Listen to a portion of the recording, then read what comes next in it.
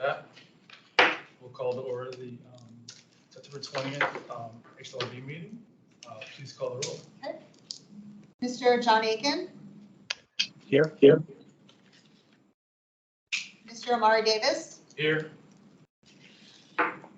Robert Dudka. Alex Foster. Here. Carmela Ham. Gray Handley.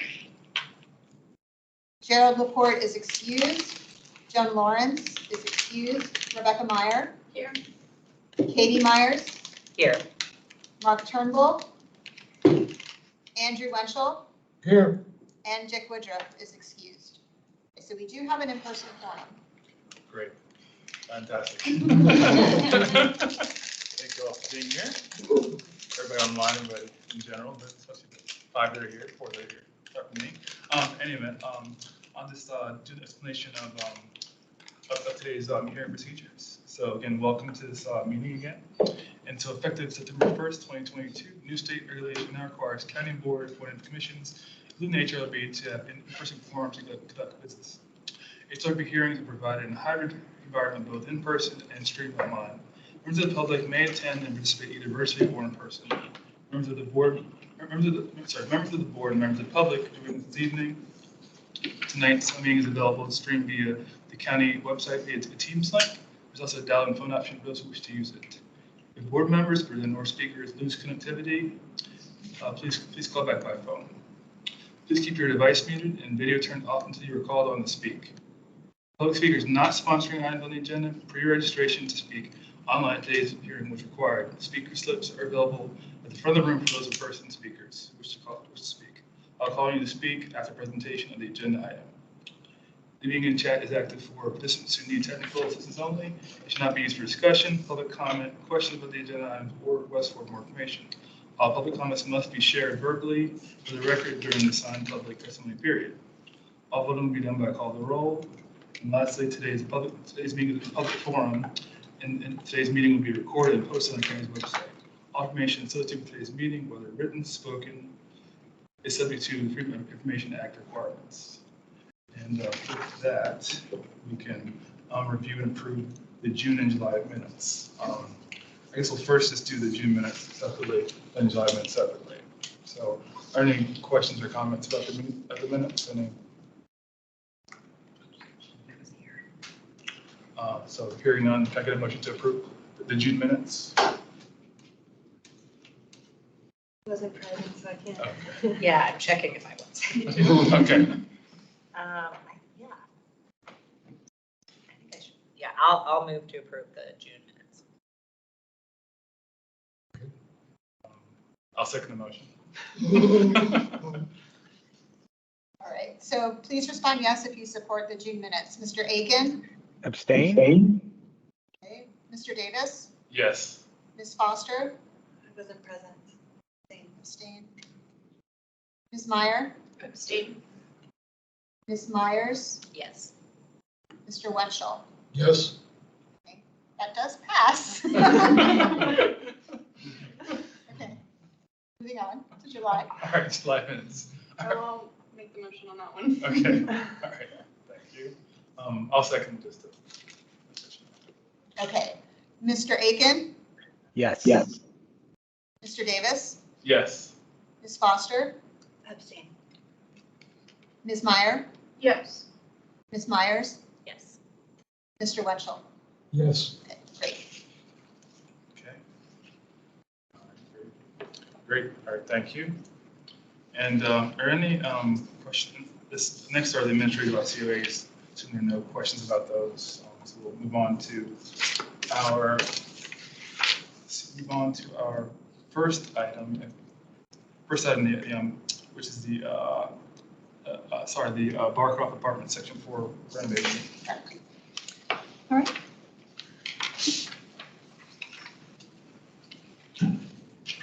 So this is an informational item, Barcroft Apartments Section 4 renovations.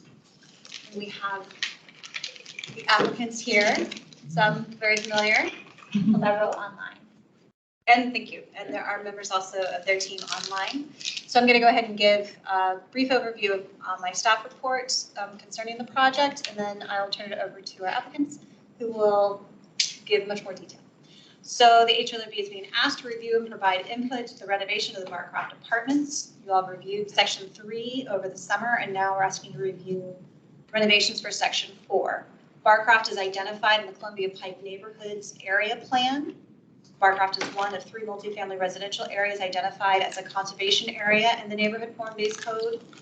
And it is the case of Barcroft, the applicant is required to follow specific standards of the conservation areas as identified in Part 7 of the Conservation Area Standards.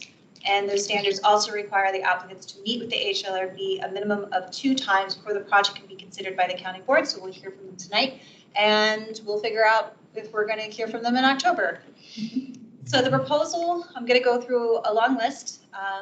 The proposal is to renovate Section 4, and it involves the following: repairs to the exterior masonry, repointing of deteriorated mortar, and matching these to the existing size and shape and color and texture of what's there, gentle cleaning and washing of all the existing brick and concrete facades, removal and replacement of steel sash basement windows with vinyl windows that match the original configuration, removal and replacement of existing mechanical systems, including existing through-wall mechanical system openings, and patching of exterior walls to match the surrounding brick, removal and replacement of non-original light fixtures with new compatible fixtures, replacement of gutters and downspouts in kind, replacement of asphalt roofs with new asphalt, repair and painting existing metal railings, repair and painting existing non-original shutters, repair and painting corroded metal lintels, addition of ADA compliant ramps and entrances with fiberglass doors at rear elevation of building 33,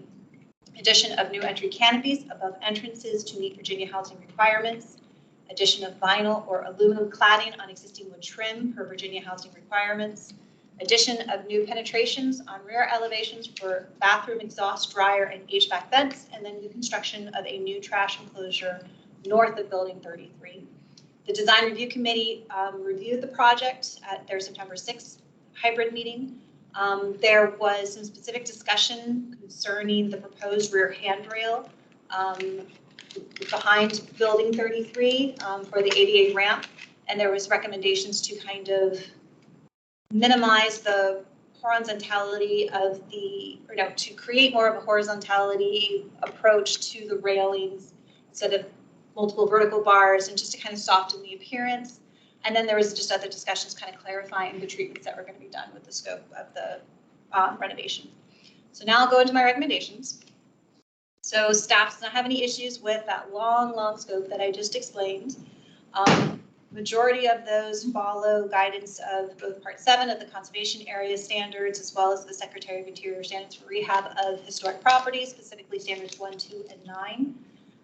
Although most of these do fall under the recommendations with the Secretary of Interior Standards, there are a couple that are not consistent. That's the removal and replacement of the steel sash basement windows with vinyl basement windows, new penetrations for vents on the rear elevations, the use of vinyl or aluminum cladding on existing wood trim as per Virginia housing requirements, and the installation of canopies above all entrances to meet Virginia housing requirements. Staff considers the proposed replacement of the steel sash basement windows with vinyl as a minor change to the historic material, and all the original windows in Section 4 have already been replaced except those basement story windows. Although the steel sash basement windows are original, they are not considered character-defining features to Barcroft. Concerning the new penetrations for the vents and rears, staff sees this as necessary so that the historic buildings can adapt to the needs of its current and future residents without negatively affecting character-defining features. And again, these penetrations are minimal. Staff agrees that the cladding of the existing wood trim materials and the installation of entry canopies as per the Virginia housing requirements likewise are minimal changes to these character-defining features. And we've asked the applicant to continue to work with Virginia Housing to see if there might be a possibility of waiving these. And I know that those conversations are ongoing. We might get an update tonight, but if not, then maybe we'll get an update next month. Addition, the installation of the canopies, these are going to occur on the rear elevation of building 33. And we're going to kind of work with them to make sure that those are mounted into the mortar joints and not like the actual bricks. So we'll kind of minimize the impact to the historic material. But again, most of these standards do follow standards 6 and 10 of the Secretary of Interior standards for rehab. And again, we're going to continue working with them and Virginia Department of Historic Resources to see if there's a chance of getting waivers for some of these items. But as kind of what was happening with Section 3, they need to present it this way, just in case there's a chance that they don't get those waivers. We need to see if the HLRB is comfortable with those or not. But again, this is an informational item, so it's kind of like we're giving guidance, we're reviewing it, see what we can do to tweak it. If not, this would be included in kind of a general summary within the use permit board report that staff would provide about how the HLRB considered the project. Then there is some mention about their tree removal and the replacement plan. There are 8 live trees that are proposed for removal and 1 live invasive tree. These trees have to be removed. There's more than that, but these are trees that are the ones that we're highlighting the most, but they have to be removed because it's where the pedestrian circulation is going to be, as well as accommodating the ADA parking spaces. And we're also seeing that, although these trees have to be removed, they are going to meet their replacement requirements, which means that there will be 22 new trees that will be planted at site to mitigate that change. And we've just kind of asked that the applicant continue working with urban forestry about what's going on with their tree plan. That's my part. Sorry that took longer than thought. Please go ahead and take it away. Thank you, Lauren. And I know I've met with you all over the past couple of months, but for the record, my name is Lauren Riley. I'm with Walsh Colucci. We represent the applicant team for these use permit renovation phases and associated use permits for Barcroft. And in the room with me tonight is David Woody with Gyre Lynch. And then we've got a number of our design team and applicant team members online as well. We have Greg Ward with Gyre Lynch, and then from the architects, sponsoring your sign architects, we have Antoine Ledron and Eli Perez. I think Murdad might be here as well. And we also have Jeff Krebs from our civil engineering team, and then members from Traceries as well, Sarah Monish and Laura Hughes, rounding out the team. So just to provide a little more context about the scope of this application, we recently filed the form-based code special use permit application in August, triggering that process very similar to the one we just went through last summer. We're waiting on comments from staff, in the meantime meeting with DRC and HALRB to discuss the scope of these renovations. As Lauren mentioned, the form-based code requires applicants to meet with HALRB at least twice to discuss any proposed projects in the conservation area. Greg, if you could go to the next slide. There we go.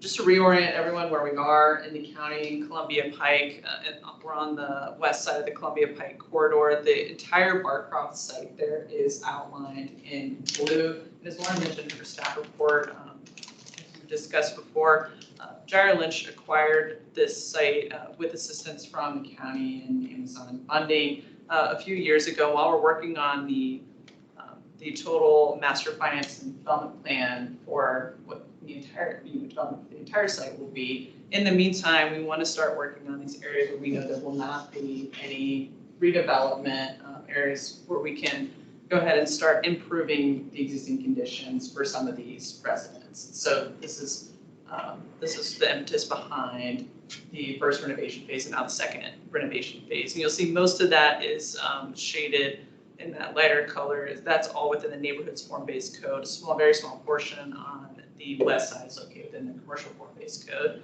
Get the next slide.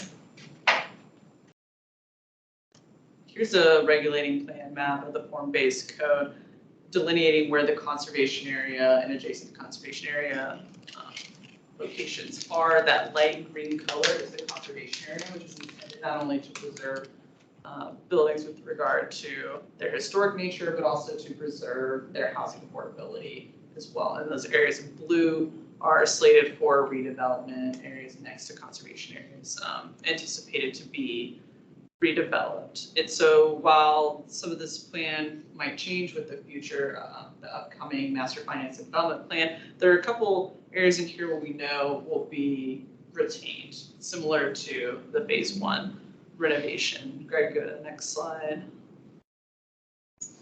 And so, sorry for switching orientations on you. Columbia Pike is now planned left, North is planned left. And you may recall over the summer, we had talked about the different phases that Barcroft was developed in. There's 50 plus buildings here. They were developed in the 1940s and 50s in 2 phases. That kind of area, that area outlined in blue, there was phase 1, developed mainly in the 1940s. That other area to the top of the page outlined in red is phase 2, developed in the later 40s and early 50s. And you'll see the area shaded in gray there, those pink buildings, 22 through 26. Those are the buildings we reviewed in renovation phase 1 that was approved in July of this year by the county board, and that included exterior and interior renovations, site work, landscaping, and building additions. And you'll see on the right, these are the 3 buildings that are now within the scope of this renovation phase 2 use permit. It's 3 buildings, 32, 33, and 34. They're within what we would call section 4 of Barcroft, and you can see these buildings are all color coded and put into sections based on when they were developed. So these were within part of section 4, and there's about 77 units existing there today, and they're all 2-bedroom units. So looking at the site and opportunities here, the scope of renovation is going to be a little bit smaller than what you saw in section 1. It'll be very similar in terms of the exterior renovations, which we'll go through, but there will not be any building additions here, though we have identified a pretty rare opportunity to add on ADA accessible units, convert existing 2-bedroom units to ADA accessible units on the back of building 33. So we'll walk through some of the improvements associated with that, and then similar site work that was done on phase 1. We'll do it here. In the next slide. Then here's an aerial image of where those buildings are. You can see in context the entire Barcroft site there. It's kind of on that tail end, no redevelopment anticipated in this area, kind of abuts that other residential community there to the back. Next slide. Here are some context of the buildings, photos as they exist today. You can see here building 32 fronting South 4 Mile Run Drive. You can see the interior courtyard and some of the more ornate entry surrounds there. Next slide. Moving south, some photos of building 33. And I'll note here too, unlike phase 1, some of these buildings have been the brick has been painted this yellow color. And when we go through the scope of renovations, we'll note where we'll be painting to match existing. Next slide. And then the last building at the very end of the tail there, building 34. Some existing photos of that one, especially grade. You can see it's dropping down toward the south there. Next slide. To summarize the scope, the exterior renovations are almost identical to what you reviewed in phase 1. Lauren went through the list of them. It's cleaning the brick, repointing the brick where needed, replacing the existing asphalt roofs with new asphalt roofs, upgrading, replacing some of these fixtures.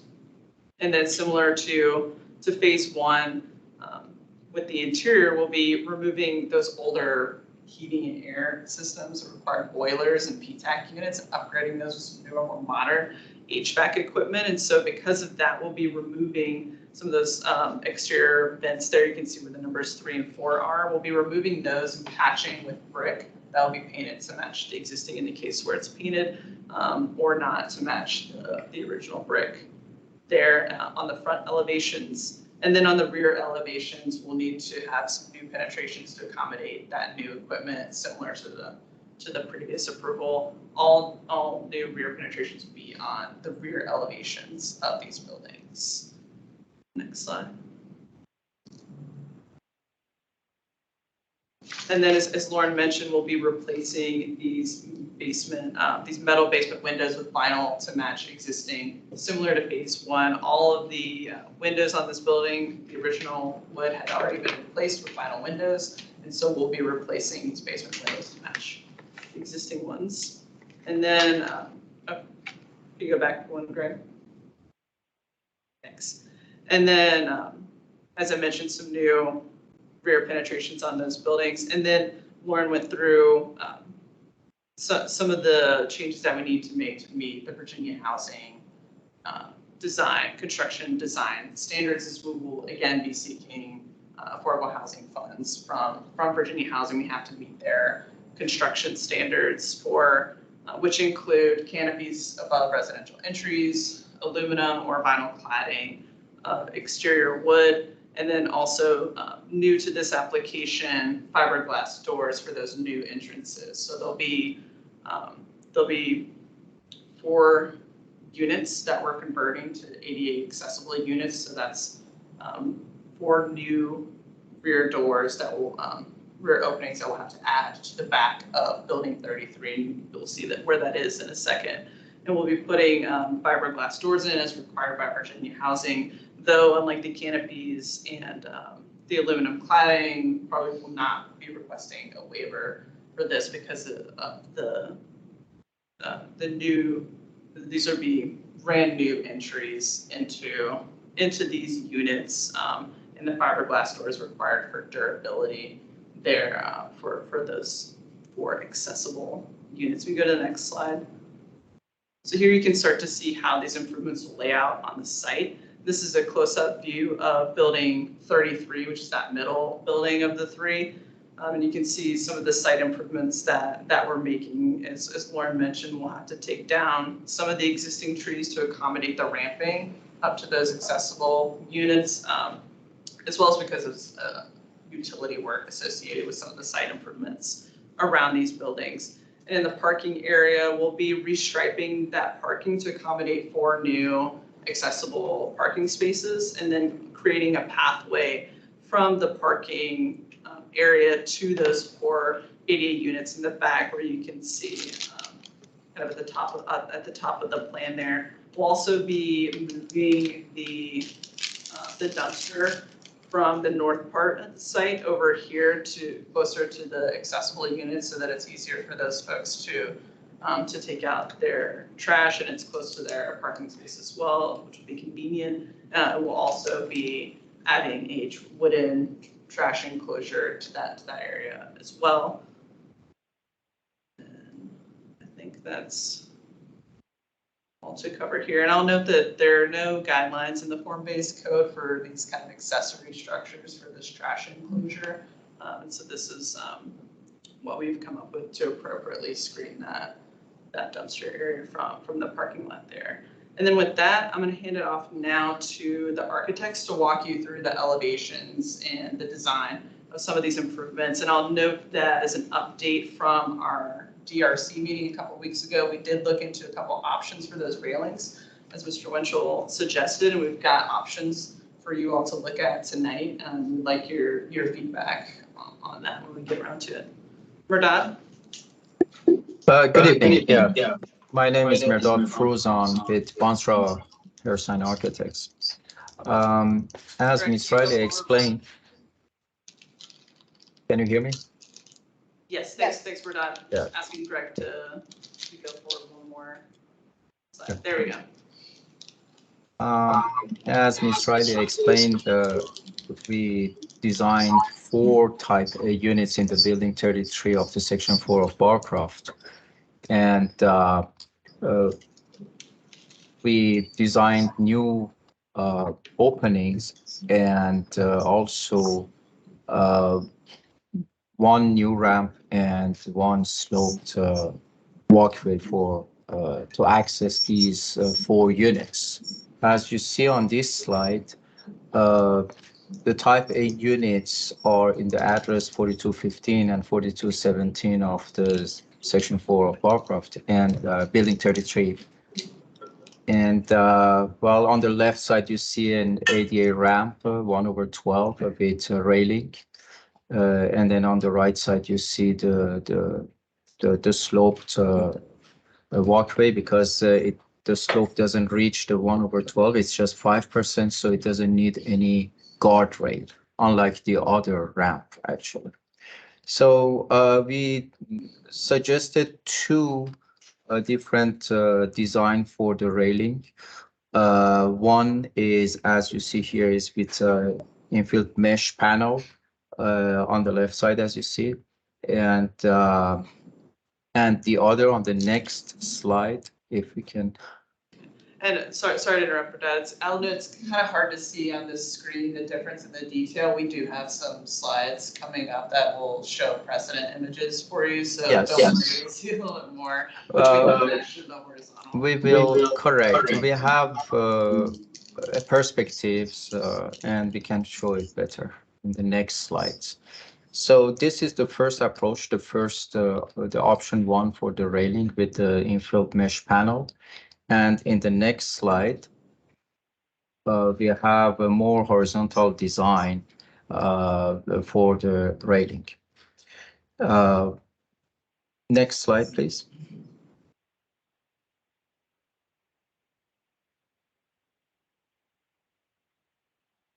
And then here I'm sorry. the precedent. The perspectives.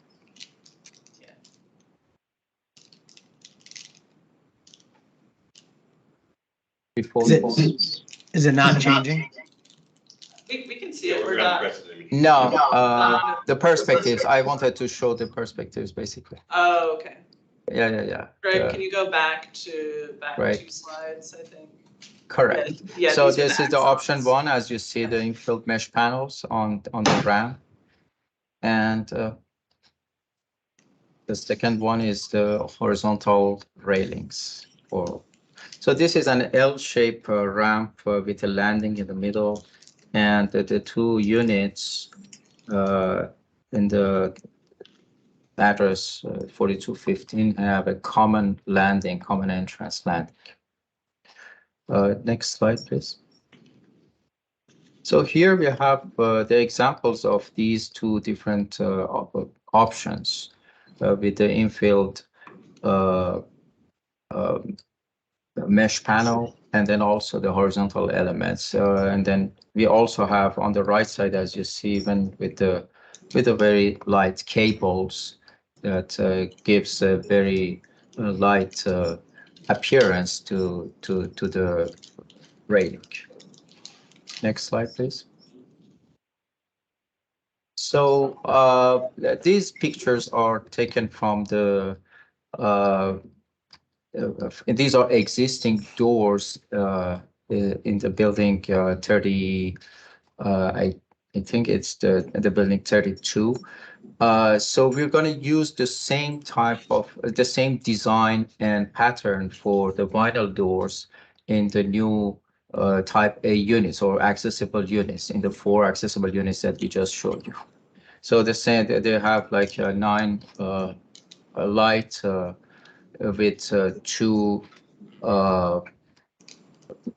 panels at the below of the doors. Again, this is just an example of the door, and disregard the window next to it. We just show the design of the existing doors in this complex. Next slide, please. Yeah, again, as a part of our scope here, we are changing the exterior lights, and we are then on the right side, you see the number of lights in the building 32, 33, 34. The light is very similar to the existing, which we try to use to select the same type of design and size to match what is the existing in these buildings. Next slide. Yeah.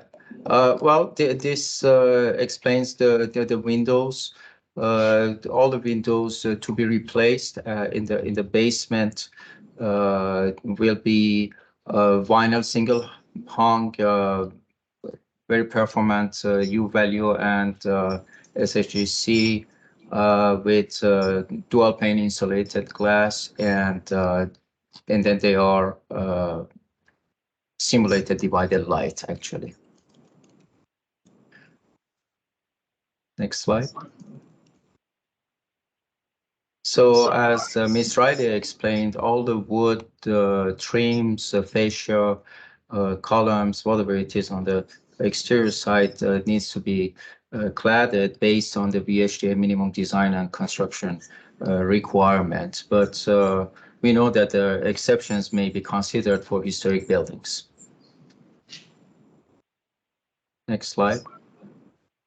Again, as a VHDA minimum design and construction requirements, we need to have canopies for the entrances. So we designed two different types of canopy for the first phase of this complex of these projects, section 3 and 4, and we are suggesting again the same type of canopies. One is more modern, as you see on the left side of this axonometric perspective, with tiebacks, and the other, they are more classical and traditional design with a triangular structure on the right side. So the canopies need to be like 30 inches of overhang in front of the door, and they have to be at least 12 inches on each side of the door, the entrance door. Next slide. So here you see the first option, which is, as I said, more modern design and approach with the tieback to the exterior brick wall. And then on the right side, you can see a perspective of this same design. And the next slide shows the traditional approach of this canopy. Again, the size is the same, just the design is different. And this second option was the one that Design Review Committee and HALRB preferred in the previous iteration, though we wanted to show you both options again. That's correct. Yes. And the next slide shows, is it the same that I have here? Yeah, these are the rear entrance. Yeah, these are the rear entrance. I'm sorry, it's small, I cannot see it well.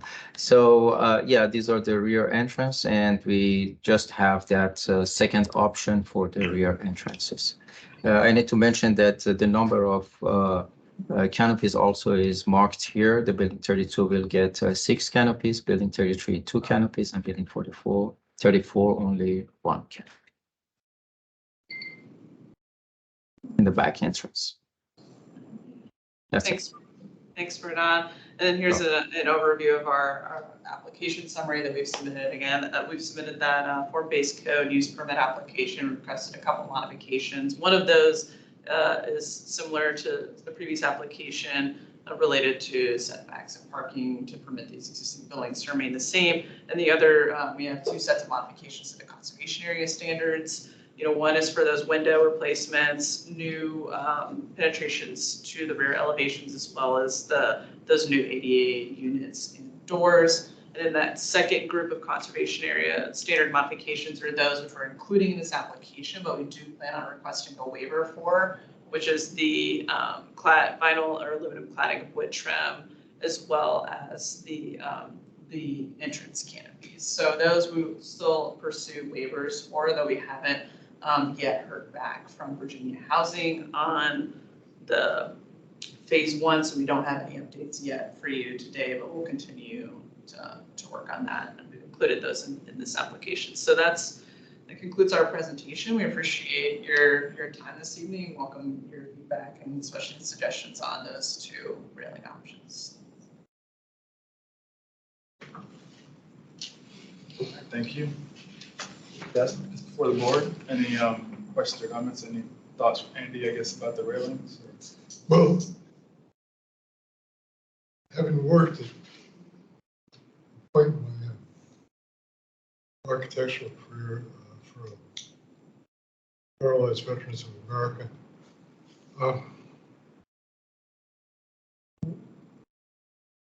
people with disabilities appreciate ramps, landings, so forth, but what they don't appreciate is calling attention to them going up and down a ramp or that excess, which tends to magnify their disability, if you will. So they don't like to be made a spectacle of, if you will. And particularly those that are use hand propelled or hands propelled wheelchairs that are quite athletic. It's a real issue. So I think the lightest approach is the preferred approach. There are obviously Yeah, Greg, could you go back Water. to the precedent images for the railings? Thank you. Forward, 2 more? Yeah, there you go. I think the far right corner, bottom corner is, I would prefer the far right upper corner would be a secondary option. I don't think there's any real issue with this being required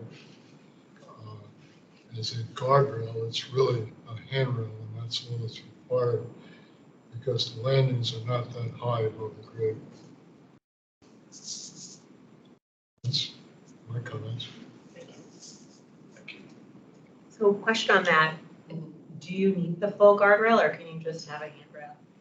So Jeff, I think you might be able to opine on the 2 different slopes that we have and the need for the railing on the on the one that has the 8% slope and how high that needs to be. Can you jump in on that? Yeah, I don't have the exact grades, but when we calculate it out, of course, anytime we get above the 30-inch change in elevation from the top of the, the ramp surface to the adjacent grade, we'll need to have the guardrail in addition to the handrail. So, working with the conditions as we have them right now, we believe that there's a portion of that ramp that would need the guardrail as well. Not the entirety, but the sort of top part where it is highest relative to the adjacent grade. The ramp on the right side of the page is really more of a sloping sidewalk, so it doesn't need any treatment at all. So we will, continue to evaluate, and of course, we would want to do the least obtrusive thing we can. And so if we can reduce that, of course, we will. And we'll just continue to investigate it. But it is possible that as we approach that or, move beyond that 30-inch differential, that we would need to employ a guardrail as well. Well, yeah, I would just say do as little as possible. I think the mesh and the cables to me look super modern. So I like just kind of the steel slats the best.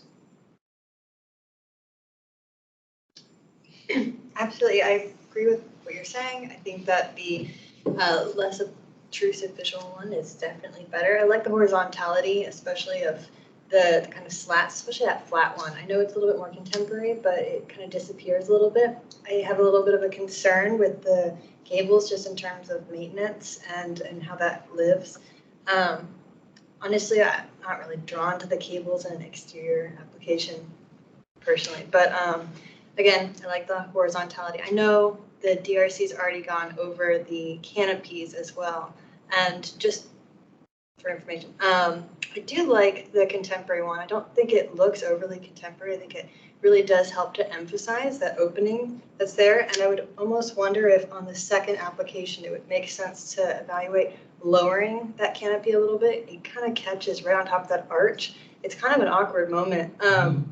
There, it kind of sits on top of that plinth and it feels very grounded and it doesn't take away from the structure. But on the other application, the canopy sits on top of an arch. It's just not intuitive.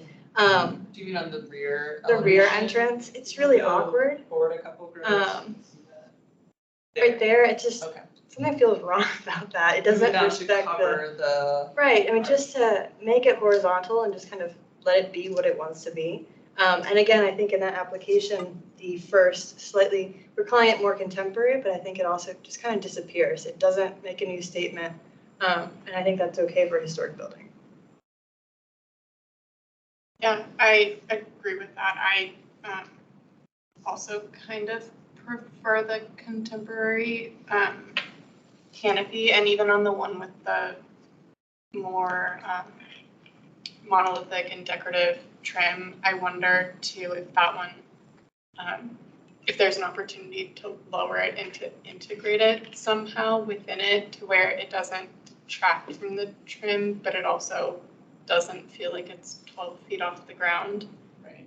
And then for the guardrail, I prefer the cable. I think that it will disappear.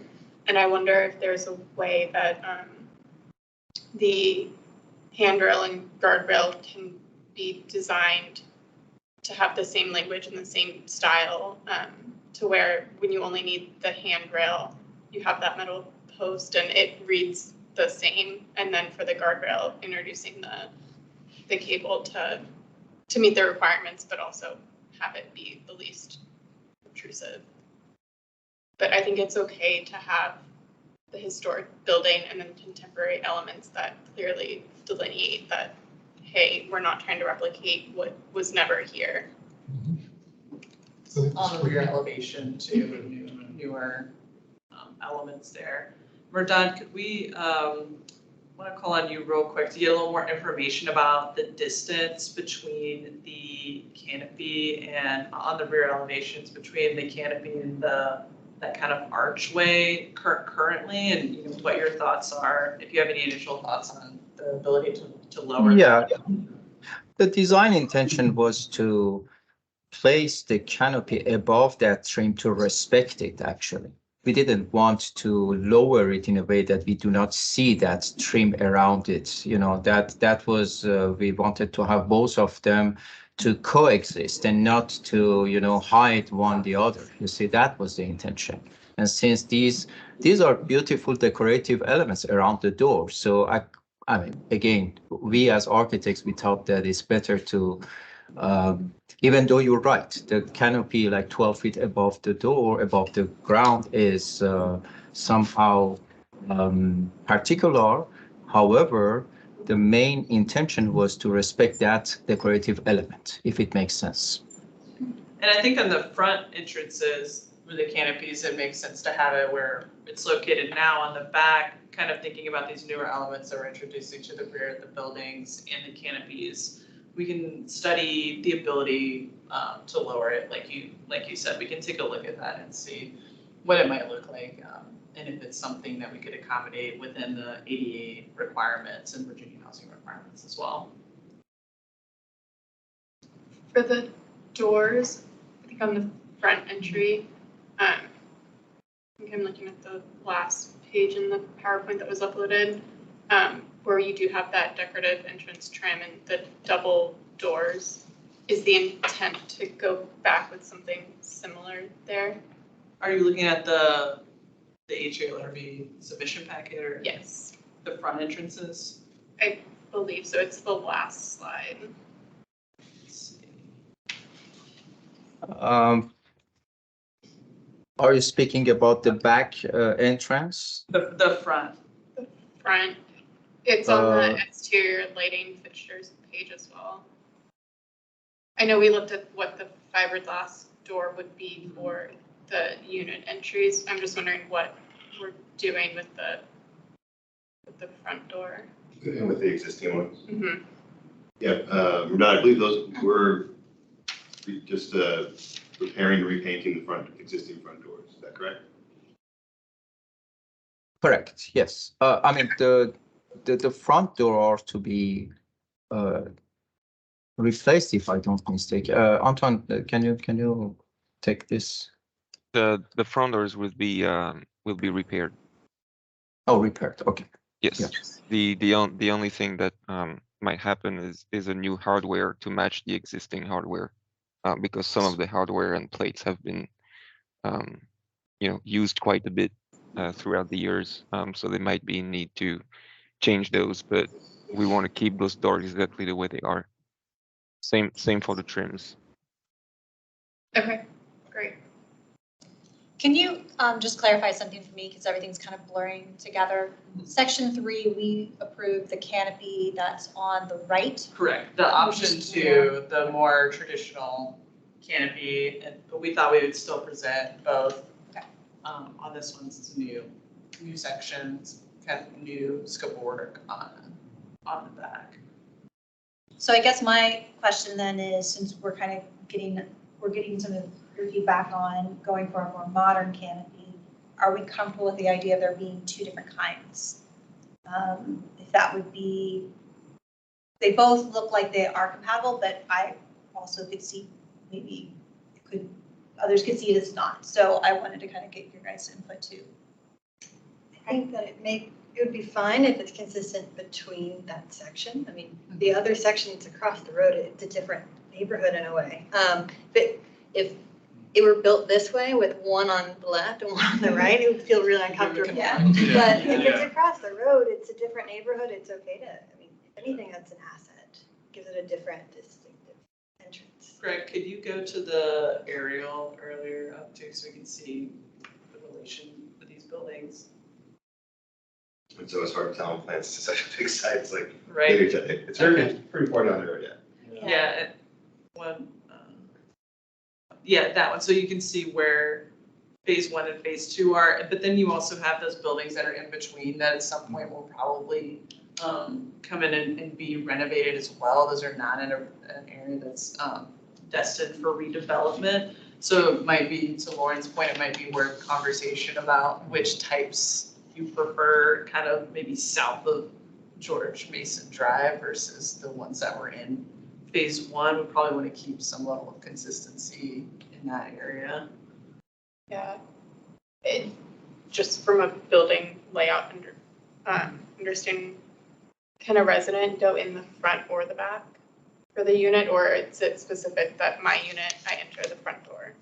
Yeah, so the There's a front doors, corridor, right? yeah, well, it's a walk up where you have the front door and that serves the units by choice. We have actually lots of addresses, so there's lots of front doors Okay. that just serve a, stairwell that serves the units on each side. Okay. They're one building, but you can see how they're kind of broken up. They almost act as like multiple individual buildings within one. Like David said, you can go through one kind of corridor or landing to access your specific unit. So At the top right there is right. But all those units, each of them have their front door that serves about 4 units. But is it something where it's like 2 means of egress? Like I can go in the front to get to my unit, but if I want to go out the back door, I can do that too. There's no back door on the unit. There's the stairwell that Okay. I think right there's a basement exit, but yeah, in the unit itself, it accesses the corridor.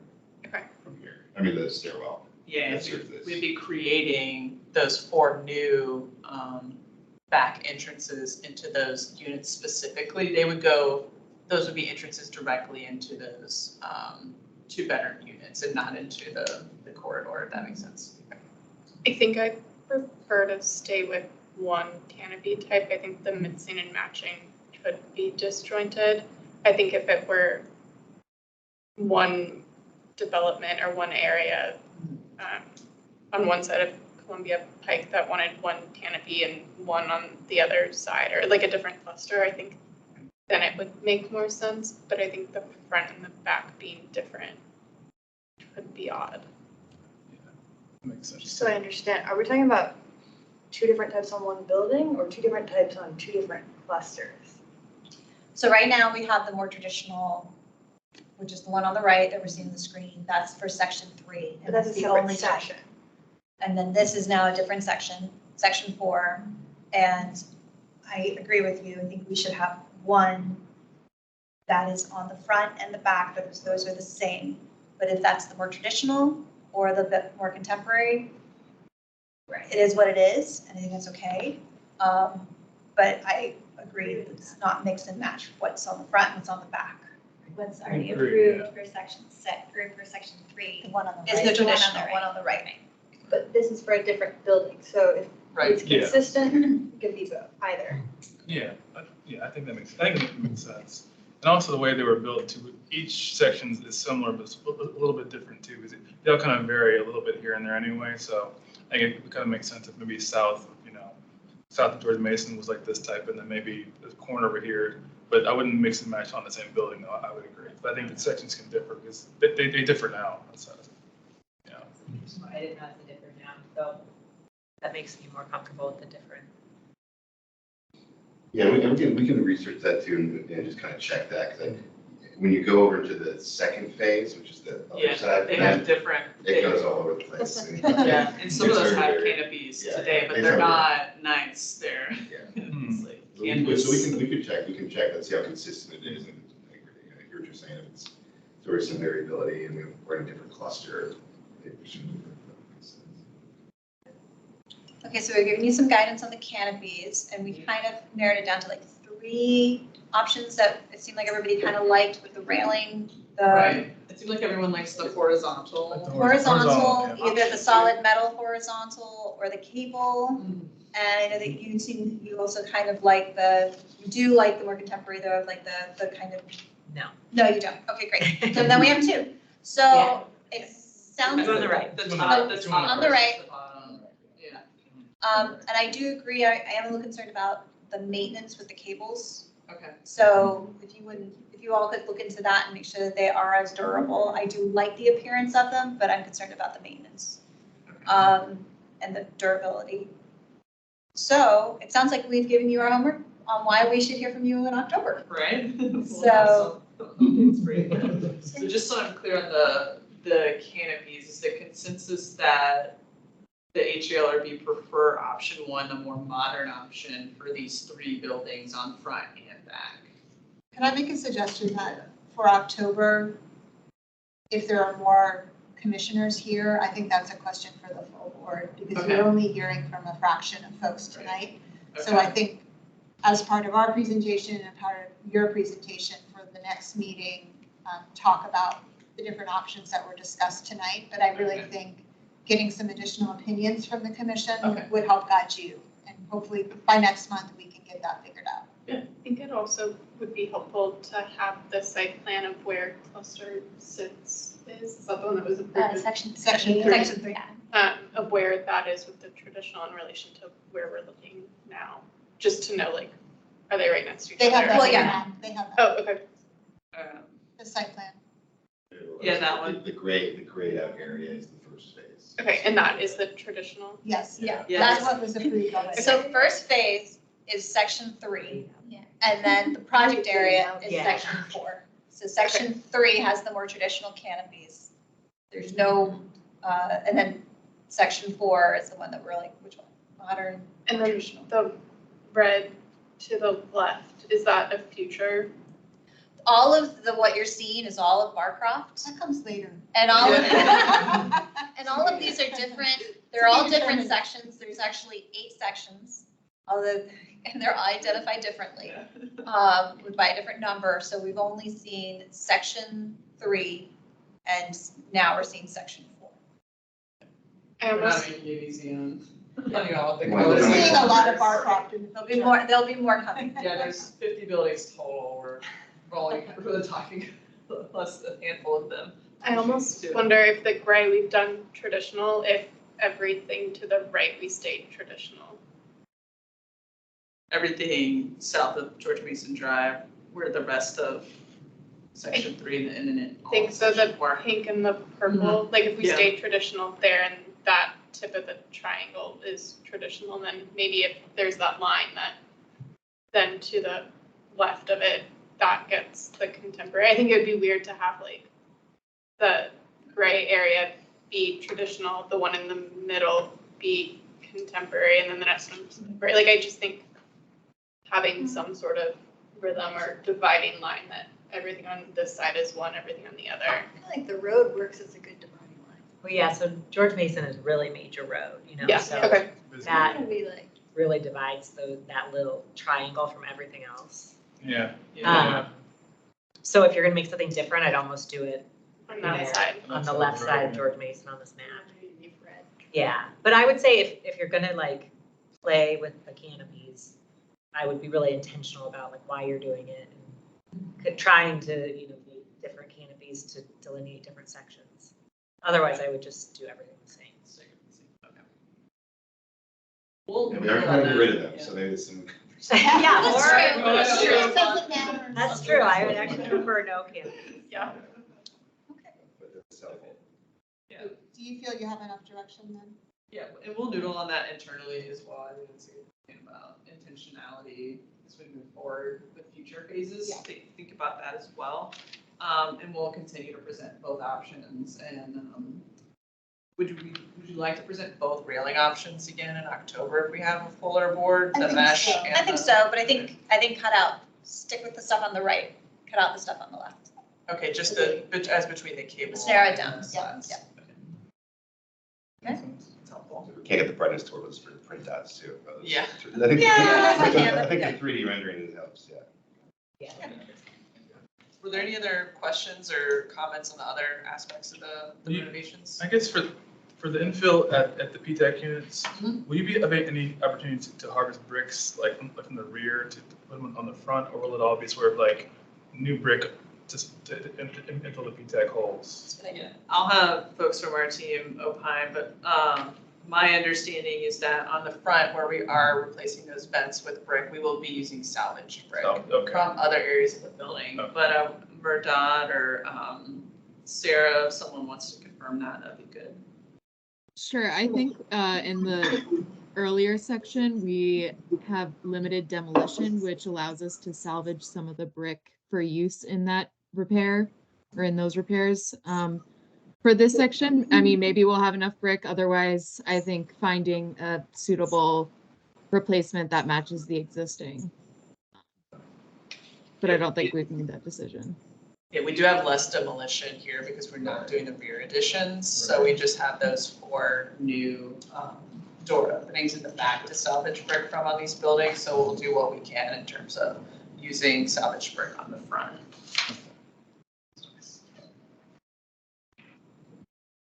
Great.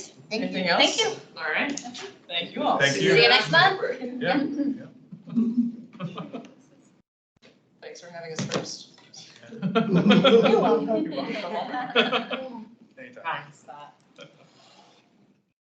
Welcome to stay. Yeah. Well, I know, I'm interested in the historic marker because. Yeah. All right.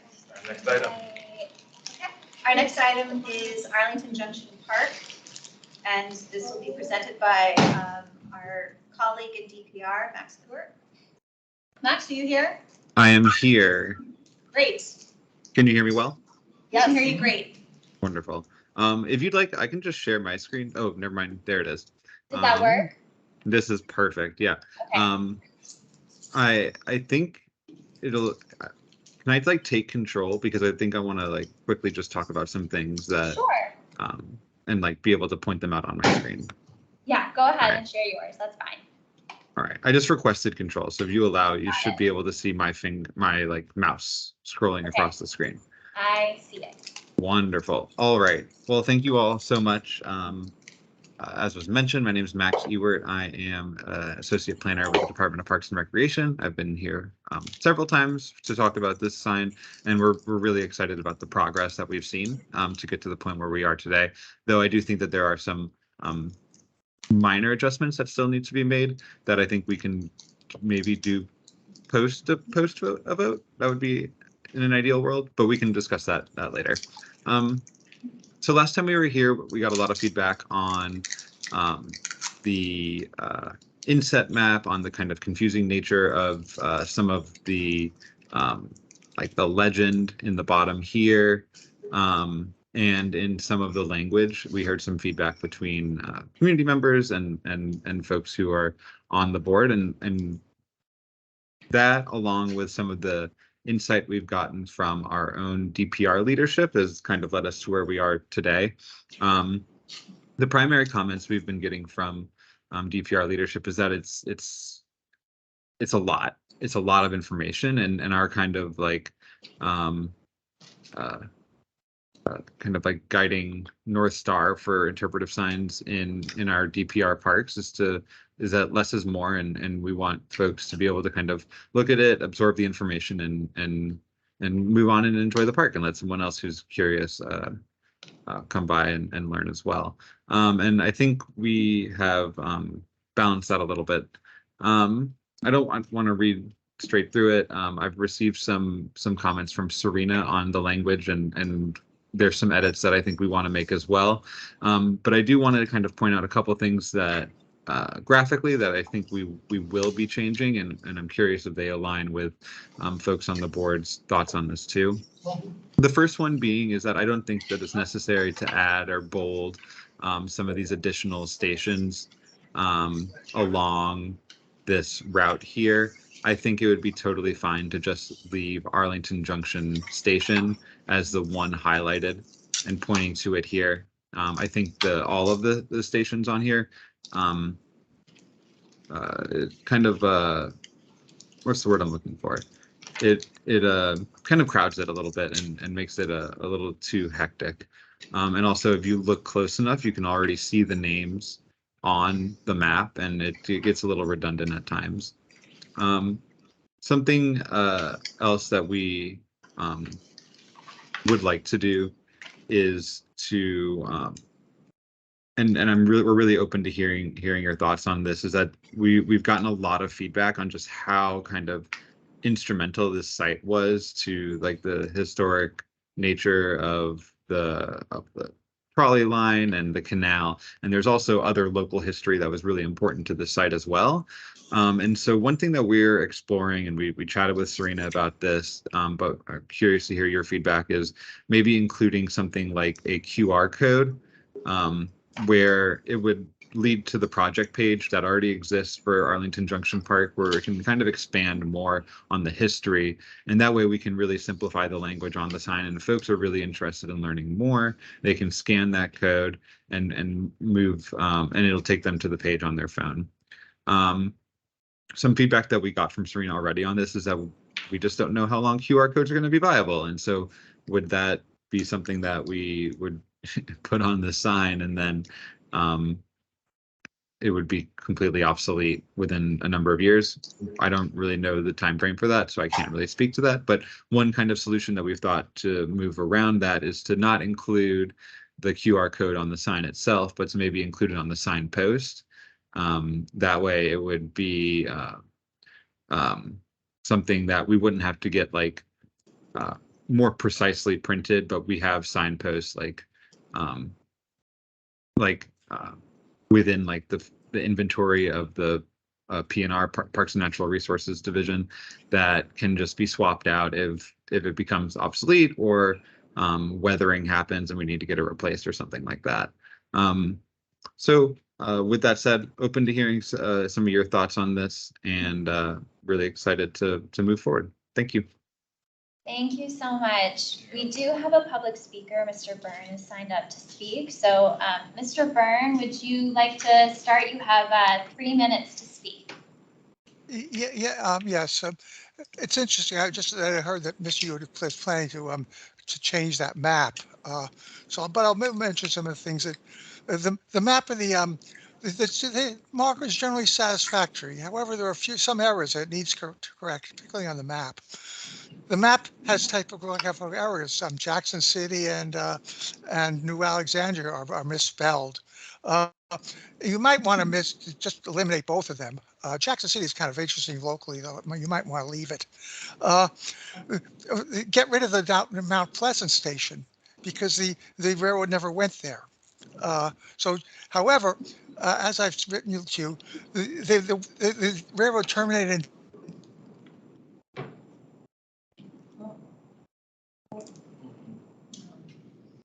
Is it supposed to be Mount Pleasant? I think so. Yeah. Mr. Byrne, are you there? Sorry, Bernie, you froze. We'll give you back your time if you come back on. Dr. Byrne has sent a lot of these comments to me, and I've been forwarding them to Serena.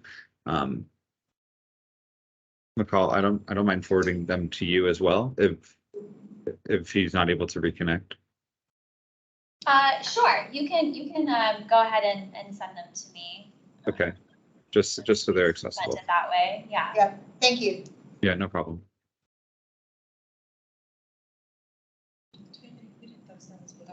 That was the only one for this item. Well, Dr. Byrne, if he comes back on, we could give him his time back. Okay, yeah. He's trying to come back in. Oh, Okay.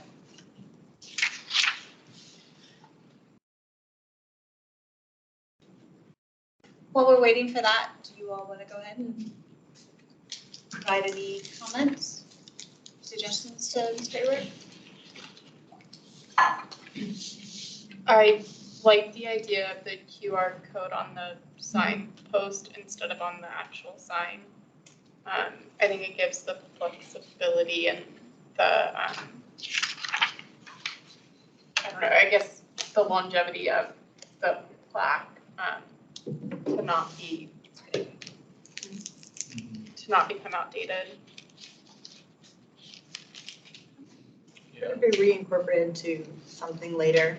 If we did a, I don't know, a historic map of Arlington, something or other in the Yeah. future, we could switch it out, or the QR code needs to lead somewhere else. Because That's true. So, yeah, a lot of optionality with that. Yeah, you can, yeah, that makes sense. I could see it becoming a fun series. Yeah.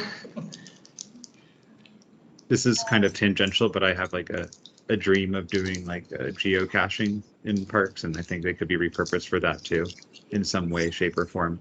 But that's mostly me just musing on something that I think would be a lot of fun, but not related to this. Let's make it happen. Great. Yeah, John, would you like to speak? I see your hand up. Yeah, I provided some feedback last month, and I just wanted to say I think this looks great. I like that you're considering unbolding those stations. Has there been any consideration at all of just maybe getting rid of them, the names, and just having Arlington Junction there, so you don't have those stations out there, or have people just preferred to have the station names there for reference? Yeah, that is my preference, is to just remove them all except for Yeah. Arlington Junction Station. And McCall, I don't know if I'm pronouncing your name correctly. It's Michael, but that's Michael. okay. I'm used to it. All right. Well, Michael, if you could zoom in a little bit, you can see the station names on the map. Yeah. And so when it's like live and in person, and it's like 2.5 feet by 3 feet size, or 30 by 20. Yeah, it's a 2.5 feet by 1 3/4. You'll be able to see the station names on there. Like you can see Penrose, you can see Knock, you can see Arlington Junction on there already. It doesn't need to get bolded. It makes it more hectic and a little bit redundant.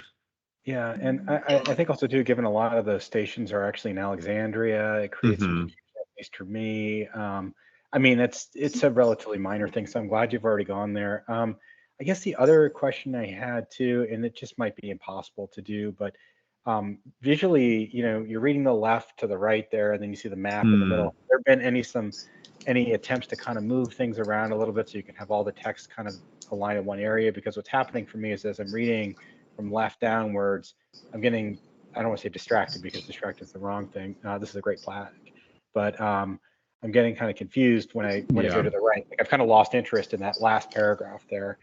And I'm sure you guys have already thought through this, but it's not a deal breaker per se, but it's hard for me to kind of like focus on I reading. definitely think there's potential for rearranging. Maybe we could do the image of the station itself, kind of like top center, as opposed to in the top right corner, and then shift the map a little bit to the right, and then be able to have that final paragraph adjacent to the first 3 paragraphs.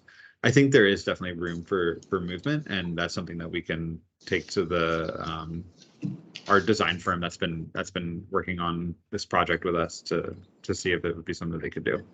Awesome. And yeah, and it's a small thing, but there is a lot of white space in between that image at the top and then the paragraph at the bottom. It really does create kind of this strange visual tension for me. And I realize this is a bit beyond kind of scope or anything else, but that's wonderful that you guys have already thought of it. But I think this looks great from last month. I know you guys have put a lot of hard work into it, so thank you. Thank you. I appreciate that, and we'll be sure to send your comments to the folks who have been helping us out.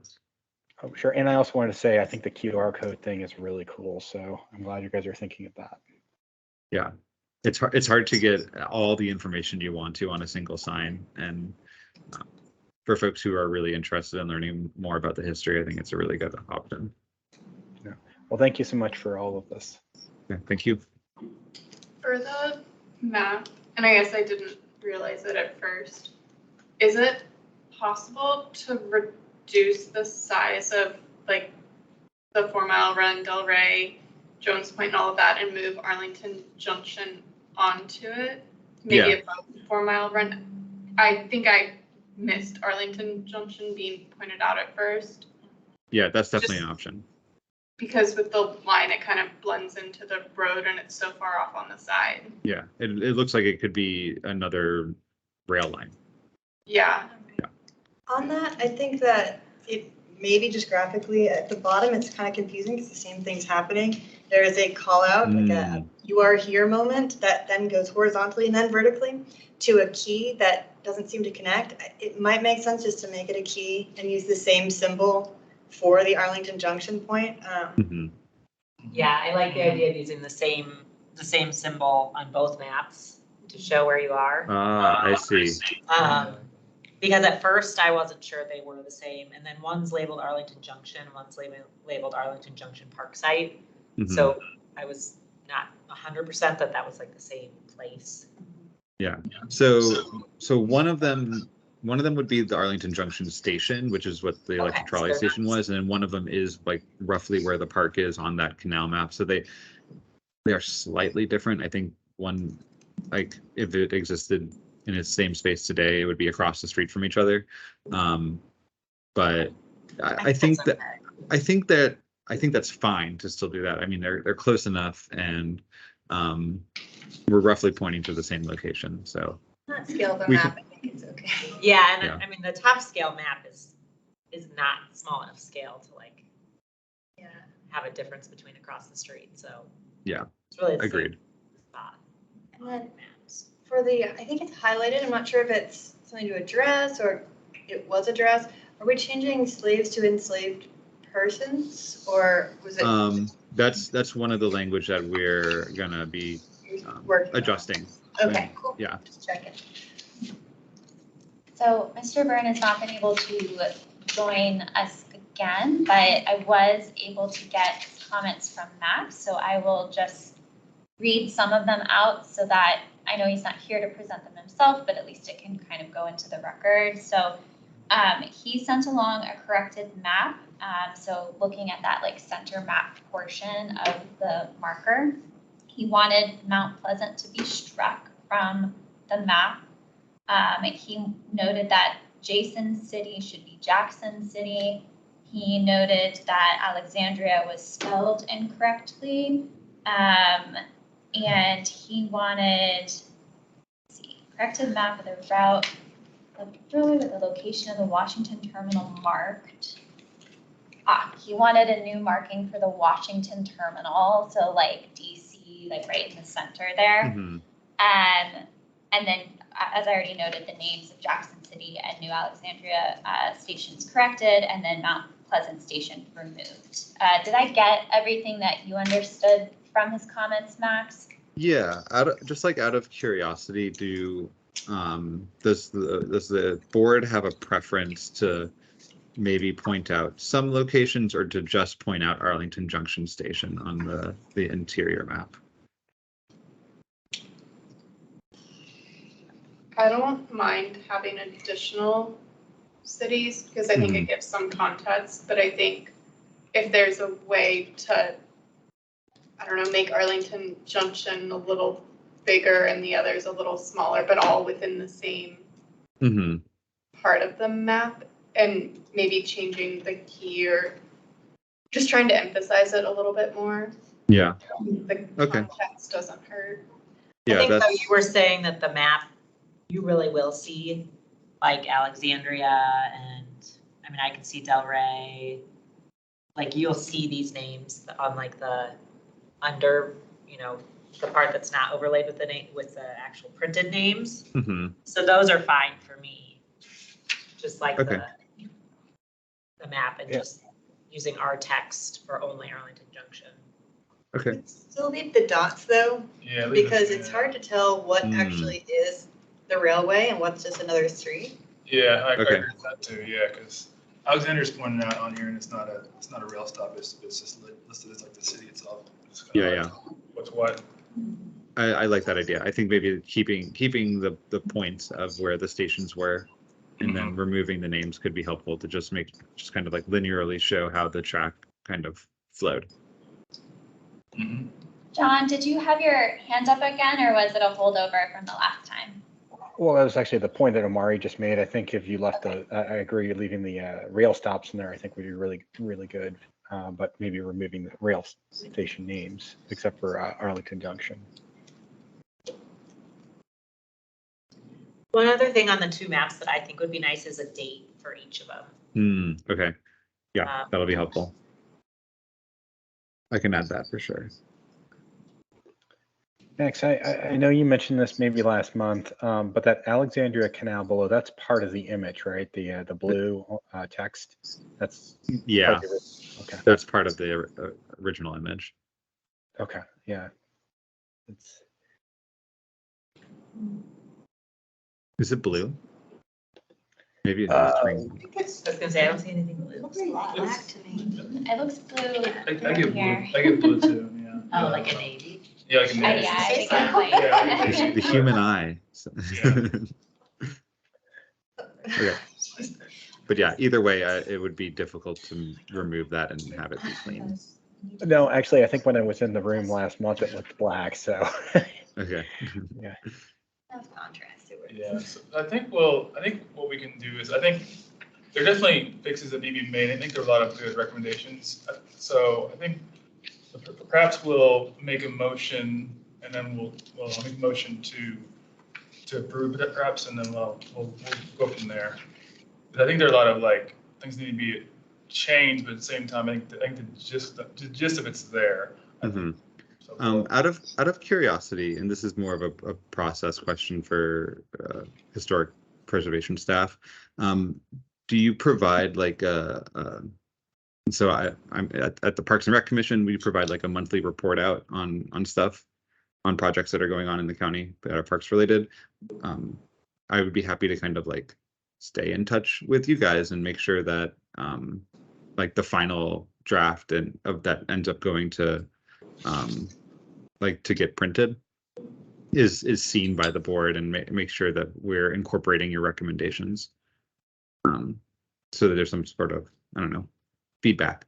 It's not just you're voting on this and then you're trusting it implicitly. We appreciate that. I was going to say, Mr. Chair, you might want to consider, if you do make a motion to approve it, then to make any final edits and clarifications with DPR and the historic preservation staff. Oh, staff, okay. And then if you want to bring it, Max, as a courtesy review back, by all means, we would welcome you, if you wanted to do that. Okay. I think that makes sense. It's generally there, but obviously there are a lot of things that need to be tweaked. So I'll put out the motion. We'll go from there. And always vote down the motion. So I move that the HALRB approve DPR historic marker for Arlington Junction as submitted, including any outstanding text or design edits. I guess should I, in terms of sort of having him bring it back, should I say that? Coordinate. Say conditionally approved, and then Oh, like conditionally upon approved, review okay. and coordination. Okay. Well, yeah, so conditionally approved. So I move the HALRB conditionally approve the DPR circle marker for Arlington Junction as submitted, including any text edits, sorry, any outstanding text or design edits per coordination with HALRB, DPR and HALRB staff. That's not actually.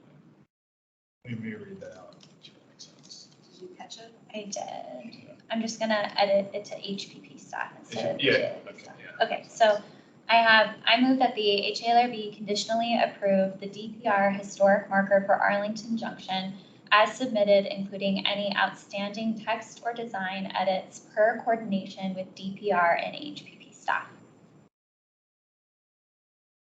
Does that capture what you wanted to? Yeah, it does. I'm not sure if it's a per within the wrong location, but yeah, that, yeah, captures it, yeah. So we do need a second though. A second.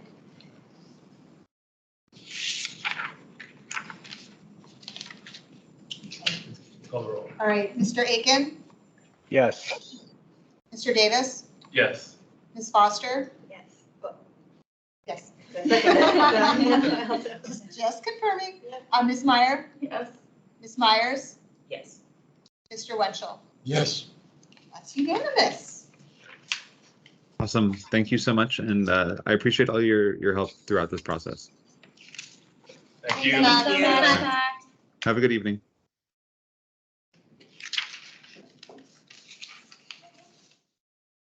So our next item is a review of site plan markers for the courthouse landmark project. And we have our consultants here. Wait, who's this here? So they already got. Oh, they already all got of them out, yeah. I'm just grabbing papers. It's the non-map copies. Kim, will you introduce yourself? Hi, I'm Kim Dealier. I am the Director of Technical Preservation at HT Tree Trees, and I've been working on the North Courthouse site for a long time. So Courthouse Landmark is our site plan project that is right outside the building over here. It was approved by the county board in 2021, and it involves a very large new building, and it also involves two historic facades. I don't know, I'm just throwing things. The First Federal Savings and Loan Building, which a lot of people like to reference as the COSI building. And that is getting facade preservation and is put back up right now. And then also another building, the investment building, which that is also a historic facade, and it has been moved from its more central location to the corner of 15th and Courthouse. That's right. So, and part of the site plan, one of the site plan conditions is that the applicant needed to do educational interpretation signage, but we didn't really give them any other direction than that. So Kim and I have been kind of trying to come up with something. And so Kim, I will let you take it away and go ahead and go over what we're looking at, which is the text for 3 signs. Great, we landed on 3 signs, one for the investment building, one for the First Federal Savings and Loan, and then one for the history of Lawyers Row, which used to be in this area and now is kind of gone. So it's honoring what the land was prior to all of this new construction. So this is the First Federal Savings and Loan, and I won't read it word for word. I don't know if you guys have had a chance to read it before, but we really wanted to address kind of the international style commercial buildings and how they tied with Arlington and the growing need of the county post-World War II. The design aspects that are stylistic of the international commercial style. And then we also wanted to address that when it was listed in the HRI, why it was listed. And then the last paragraph, we go on to discuss, how we decided to restore it to its original look, not how it was altered to be. There's a 3rd floor added and a bay added to the east, which kind of threw off the balance of the building. So we brought it back to its original design and just kind of addressed things like that. We went through many a draft, so we're happy to take any comments or questions. I don't know if you want to go through. Could you do a quick summary for each and then? Yeah, okay. Great. So for the investment building, is that one that? We also wanted to highlight its All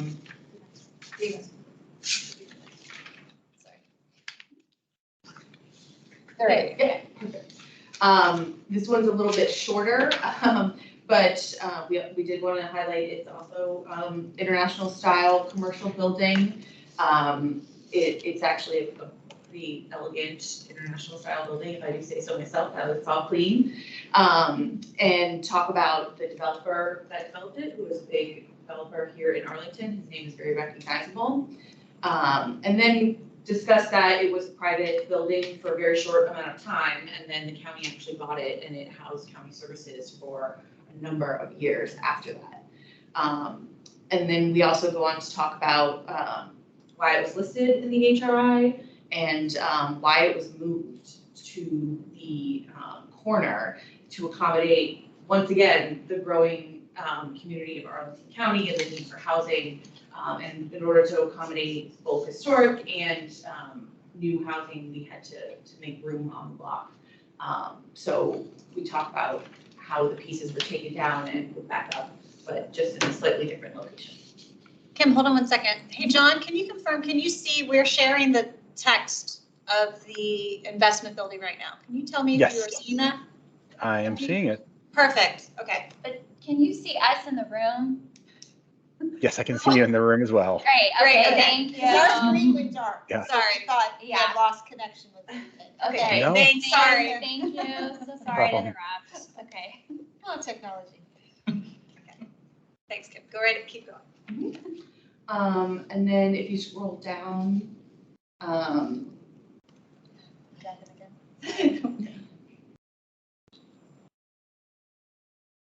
Yep, so again, discussing the plan about how we accommodated new construction and historic construction together to make kind of both worlds viable in such a growing county. And then I think if we go to This one? Yep. Okay. And so the Lawyers Row really kind of morphed a couple times when we were writing about it.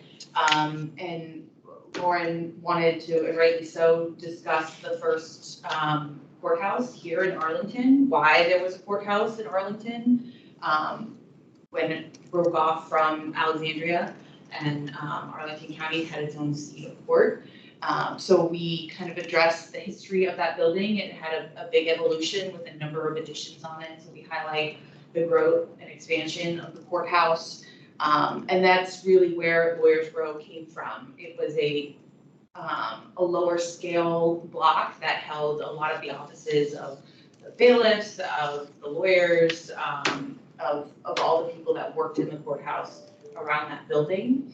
And then we talk about how the current courthouse was put in and Lawyers Row kind of slowly faded away. But we do, and we have the images showing the buildings themselves. We do identify the buildings that were on Lawyers Row and the dates that they were constructed. Yeah, that's good. I think, again, Kim and I were really trying to, I appreciate all the work that they put into this, and they've given me a bit of a preview of some of the photographs that we have. So, but we wanted to kind of see how the direction is going. I know that, can you talk a little bit about the location of where you think these might be, or how this might be presented? Or are you also wanting feedback on that too? Well, we would love feedback on all of it.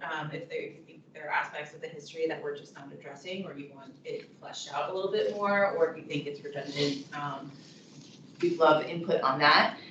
In terms of the layout, for the courthouse itself, unfortunately, we don't have a very high-res photo of the historic courthouse. We are continuing to look. We have one of it in later years with all of its additions. It's not a great photograph, but we continue to look for an excellent one of the original courthouse. We do have a sandboard map showing all of the additions and the original layout, but it's one of those sandboard maps where they taped over and taped over and taped over, so it's not the prettiest. It's in high res, but it's not the prettiest map. So, you know, any input into images that you guys have seen or know where to look, I'm happy to have that. In terms of the Lawyers Row building specifically, I think we want to do an aerial or a map with the buildings numbered, and then have, if not all of them, because I think there are 5 or 6, maybe images of just the most architecturally interesting. They're not these were low scale office buildings. They aren't very beautiful in design, so maybe one or two of the more interesting buildings could be highlighted in pictures, and the others just the name and a date. But any other input on that would be great to have. I do have a question. So are all these Lawyers Row buildings still there? No, Nope. they're all gone now. Yep. No courthouse, no Lawyers Row. So- Not the other two. So, there is, what is it, the courthouse addendum? The courthouse sector plan addendum. Thank you. So that was done in 2015, and that gave some direction to do a documented history of Lawyers Row, as well as the investment building and First Federal Savings and Loan Building. And so from there, that kind of directed how the site plan was supposed to kind of approach it. And so Traceries has done the documentation that we needed, kind of like a mini historic structures report of all those buildings, some that got torn down and some that were still around until 2020. Right, I think it was a Subway for a long time. That was Yeah. one of the original Lawyers Row buildings, but it's now gone. Yeah. There were like maybe two on that block left, and Okay. Maybe put, oh, you do have, all 5 buildings were demolished in 1990. Okay. To make way for the new county. Kim, let me do some digging. I think we might have a photo of the whole courthouse. that would I be great. Okay, so I will let you know. And I know that we have, I mean, I know you've done a lot of research. We have a lot of photos of the courthouse. None of them are of the quality that could be printed on a sign. Okay. I think I even have some blueprints that were given to us. That would be but I great. need to look. Yeah, you do. That's Is that what that great. is? It's the courthouse, right? Okay, we'll get back to you. Yeah, no, that would be Okay. great. We could high-res scan them and have that on the sign. Were Jerry's comments shared, or did those only go internal? I don't think it got published. I don't think it was public. Or are you asking if they were shared with the applicant? No, I don't know. Did we share with you comments that one of our HLRB members made? Not yet. Okay, fun. So we'll share that with you. Okay. So,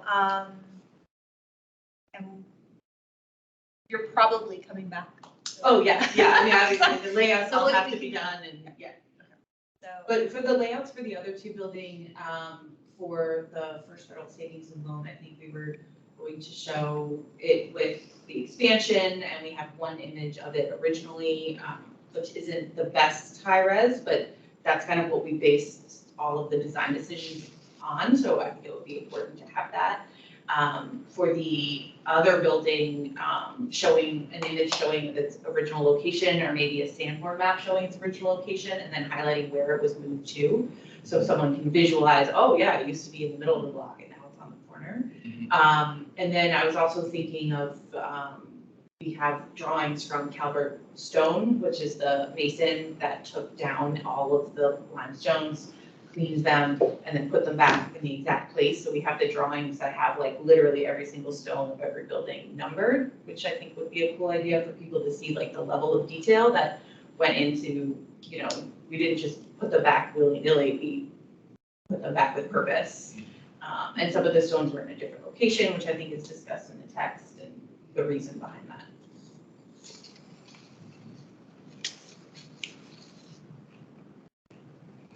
I actually have a question. Do you all feel that some of the information we realized is kind of repeating? But I also don't have context exactly on how the signs, you're envisioning that they're gonna all be next to each other in the same location? I was envisioning that Lawyers Row and Investment Building, right? That's one that moved, would be closer together, and then the First Federal Savings and Loan would be on the opposite. Like a corner, Yule? like, yeah, a Yule, where that, because that's gonna be like more pedestrian friendly, and wider sidewalk, according to the county plan. So I think that would be a better location for that sign, because you wouldn't want to read it and then walk around the corner to see it. So two would be closer together. But if there are suggestions of a different place for Lawyers Row on that block. So will Lawyers Row be where Lawyers Row used to be essentially? I mean, will it be in front of it or? If we Or put just it on be- the corner where the investment building is now, which is Yeah. on 15th, that is That's- the former Lawyer Row. That's where the old subway was, Okay. right on that corner. Okay. Yeah, I would definitely put them as close to where they were as possible. Yeah. I guess the one's kind of tough because it was moved. Yeah, I don't know if you It's- put it it was only in front of moved the new one. A couple hundred feet, so like you could Okay. still stand in front of it and be like, oh, it was right there. Okay. Where you could, will clearly see is the residential entrance to the new tower. Okay. So you will be able to kind of visualize why it was moved as well, like.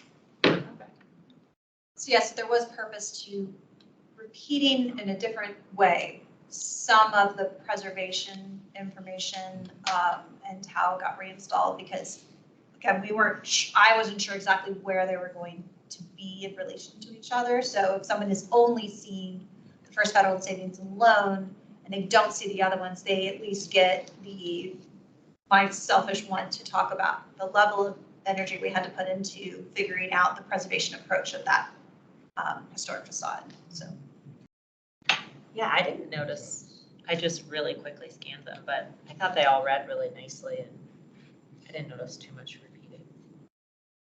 So I also want to pitch one other idea, and Kim might mentioned it, so I'm going to just put it out on the record. I have been wanting one of our historic markers to take a new leap into the way people interpret the information, and that is the idea of doing some type of acrylic sign that is outlining what was there before so that people can see through it to the new building. And I don't know if that's something that could be incorporated with this. I don't know. It would be a whole different direction. But maybe it could be an interesting vantage point for people when they're out there. Because I'm always concerned that people are going to see the text and they're going to be like, even though it's only 250 words or so, they're going to walk past it. But if you have something right there where they can just stop and look, it's an interesting way to kind of get it. We don't have that yet. I feel like you could do that with the First Federal Savings and Loan in the little park. So you're across the street from the building, but you have distance, but then if you're looking through the sign, you can really, you'll see the building better than if it was right next to the building. Right. Kind of step back and go, Yeah. oh, wow, that was a third floor and there was Yeah. another bay wing. Yeah. I think the other investment building in Lawyers Row might be hard to do that, but for Yeah. First Federal Savings and Loan, it's certainly something we could. It would be interesting also to show how, because the building, when you pass by it now, it is our take on a very grainy newspaper image of what the original building looked like. And then it got a side edition and a roof edition. And we basically Montpeliered it by removing that and bringing it back. So that could be an approach to go. So I wanted to pitch that idea. I really like that idea. I mean, I think you bring up a good point about the vantage point, though. If it's too close, you look through it, and it's just looking at a wall, it's hard. But if it were well sighted, that would be so cool. And I think it's a lot more interactive, and more people would stop to look at it, especially if it is kind of engaging. Have you seen precedents in other places that are doing it? Because I worry about like acrylic aging and yellowing. I've seen them as like a glass etching, not so much plexiglass, but then that's a maintenance issue. That's an expense issue, but I think that's something we could definitely look into a bit. Like Lauren said, we've never done it before here. It's great. And this lends itself, I think, well to a different approach, not for all three necessarily, but maybe for one. Or even a portion of one, yeah. Could also be interesting, and maybe it's on the back, so it's not as visible or distracting with the text, but to almost do like a line drawing of what it was. So that way it's really clear of this is what it used to look like, this is what it is now. Yeah. But I think that would also be challenging to try to get. There's some challenges to the concept. So Kim, if we could kind of explore, I would like to see if it's an option and maybe we can come back and see what we found out. I'm concerned that we might kill a lot of ants, you know, if it's a big defiant glass. I'm sure there's ways to prevent that. So, but I think it would be interesting to explore the idea if your client's comfortable with that. Yeah, I will circle back with Greystar. Okay. Thank you. Okay. Great. So if anyone else has any comments on the text? Yeah, you can let me know and then I can communicate them again. And we'll send you the comments from the member if you want. Great. Okay. Thank you. Right. I appreciate it. Thank you.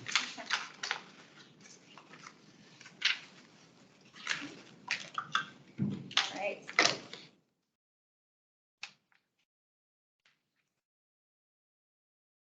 Okay, so the next item we're going to be going over is the Plan Langston Boulevard study. What's happening? Natasha, are you there? I'm here, and so is Ryan. Hi, everyone. Hello. Please introduce yourselves. Sure. So Ryan is online. He hasn't turned on the camera yet, but my name is Natasha Alfonso Ahmed. I'm the project manager for the Langston Boulevard planning study. And Ryan is with AECOM. There he is. And he is the planning consultant who has assisted the county with the study, including a historic and cultural resources survey, which we'll talk to you a little bit about later today. So Natasha, you just want to go ahead and, do you have the presentation up on your computer? Can you share your screen? I do. There is something already on the screen. Can I just take over? Yes. Yeah, that's fine. Okay. All right. So give me 1 second. You can give Michael a break. Hi, Ryan. How are you? Doing well. Good. It's been a while. It's been a minute. Haven't seen you in forever. There was a pandemic in there, I think. Yes. There was. That's for sure. Okay. Well, I'm ready if you all are. Please go right ahead, Natasha. Okay, great. So tonight what we're going to do is I'm going to give a quick overview of sort of the policies and the recommendations for the general plan, which really applies to the whole area and covers 9 key planning elements. And then Lauren is going to take over the second half of the presentation, and she's going to explain more specifically, what went into the Historic and Cultural Resources Survey, the policies related to historic and cultural resources, and some of the recommendations, in a little bit more detail. And then Ryan is going to be here again to provide any information or regarding the survey or anything related to the planning study. So sorry, I just have to move a few things around. There we go. All right, so can you all see the slides okay? Yes. Awesome. All right, so if I can advance, there we go. So as most of you are probably already aware, staff is in the process of developing and ultimately adopting a comprehensive high-level vision for the corridor that will guide both public and private investment long-term. We are currently completing phase 3 of a multi-phase planning study, which began in 2019. Based on extensive analysis and community feedback, we recently developed the draft plan that was released in June. This is the draft prior to the RTA draft. So we're getting ready to prepare an RTA draft at the end of September for October PC and county board hearing. So this is really sort of a preliminary draft that we released in June. And that includes new policies to support the goals and the vision for a green Main Street, as well as preliminary information on implementation. There we go. Okay, so the plan's vision and recommendations for corridor-wide elements, which are specifically for transportation and open space, stormwater, public spaces, and all that, apply to the complete planning area. But the recommendations are really focused primarily on the core study area for neighborhoods 2, 3, and 5, which are outlined in pink on this map, and includes areas that are located on or near Langston Boulevard, areas designated for commercial or multifamily uses on the county's general land use plan, and in very limited locations, it includes areas that have single detached homes. Neighborhood areas 1 and 4, which are East Falls Church and Cherrydale respectively, they have adopted plans and policies that will continue to apply in those areas. All right. So the plan's policies and recommendations are centered around sustainability, environmental resilience, and equity by applying a sustainable and equitable approach to land uses, by leveraging proximity to transit and existing activity centers to reduce travel times and carbon emissions, and by increasing housing supply and meeting the needs of diverse residents and household types along the corridor. The plan proposes sorry, this is just so delayed. There we go. Okay, so the plan proposes goals and policies for 9 key planning elements that are supported by design principles and guidelines related to the built environment and the public realm. The core study area is primarily characterized by low-rise commercial land uses, surface parking lots, and pockets of multifamily residential properties. Surrounding the corridor are lower density residential neighborhoods, which comprise approximately 72% of the planning area. The commercial areas have extensive impervious surfaces and aging buildings that are certainly not energy efficient. And other than in Cherrydale and East Falls Church, the corridor for the most part lacks the mixed-use development that supports this walkable Main Street environment and Green Street environment. So the current housing mix in the planning area provides very little opportunities for lower or middle income households. And as we know, the county's population overall is less racially diverse, younger, and more affluent than the larger sort of metropolitan region. The corridor itself also has very low percentages of residents of color, is more affluent, but slightly older than the county as a whole. So the plan uses the county's equity lens to understand whether and where racial inequities exist or are being exacerbated by this plan. And it does include recommendations to mitigate that, or at least minimize the burdens for current and future residents. So there are 12 historic resources that are wholly or partially within the planning area and are listed in the National Register of Historic Places and the Virginia Landmarks Register. The Virginia Department of Historic Resources has determined that 2 historic districts are potentially eligible for listing in both of these, and those include the Leeway, Overlea, and Old Dominion historic districts. Additionally, there are 7 properties within the planning area that are also designated as local historic districts. So during phase 1 of the planning study, ACOM conducted a cultural resources survey to assist the county in identifying and recognizing resources along the corridor that increase public understanding and appreciation for the corridor's architectural and cultural history. This survey evaluated really non-traditional resource types like gathering places, objects, significant stories, events, people, and even cultural activities and public art in the planning areas. And like I said, Lauren will provide more information on the findings and the recommendations from that analysis in the second part of this. Apologies, this is just running really quickly. Okay, so to achieve the vision for a green Main Street that links neighborhoods to businesses, mixed-use activity nodes, housing, and public spaces, we need a new land use framework. And what you can see on this map is how development should be concentrated in the mixed-use activity hubs, connected by areas that are predominantly multifamily, in order to be able to expand opportunities for increasing the housing supply along the corridor and therefore affordability. So the plan proposes 4 new activity hubs in addition to the East Falls Church and Cherrydale, ones that already exist. The policies on building form are aimed at achieving context-sensitive building design by focusing the tallest building heights at the activity hubs at key intersections and within walking distance of transit or metro. It also does that by establishing minimum setbacks, upper story step backs, and desired height transitions. The plan's goal is to incentivize positive change in these core areas by providing other choices besides by right development. And as we have indicated in the past, additional density and height is needed to encourage special exception development that helps implement the vision and achieve many of the communities as well as the county community's aspirations, as well as the county's goals for increased housing supply, affordability, sustainability, and resilience, and expanded network of public spaces. So as most of you know, Langston Boulevard is car-centric with narrow sidewalks, minimal tree coverage, wide lanes that encourage high speeds and vehicular traffic, which is very harsh for pedestrians and bicyclists. It's mostly 4 lanes wide with the exception of a 6-lane segment east of I-66.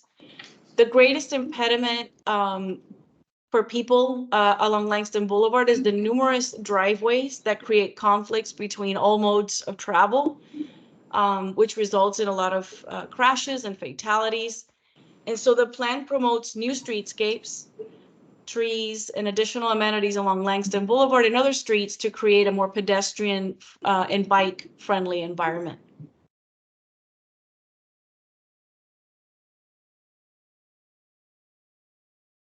All right, so the policies and transportation focus on creating complete streets that accommodate, again, all those modes of travel adequately and safely. They also focus on reducing driveways to minimize those conflict points, expanding the street, pedestrian, and bicycle networks, enhancing transit service, and promoting different parking strategies to support businesses and other uses. There are 24 existing public spaces in the planning area with varying types of amenities. However, they're not all very well connected, and many of the neighborhoods lack the right types of public spaces. So with increased growth, there will be a need for additional public spaces in the core areas. And the policies for public spaces, which are in alignment with the PSMP, focus on, again, expanding that network of spaces, through privately owned public spaces or POPs with redevelopment. It also focuses on providing a variety of space types and expanding the connection to those spaces. So through this plan, there's an opportunity to achieve an additional 28 spaces in the core, albeit over time. But some of the new public spaces that have been proposed are actually near the historic and cultural resources that were identified in order to provide an opportunity to highlight, again, important narratives or stories associated with those resources in the form of public art, signage, or other interpretive methods.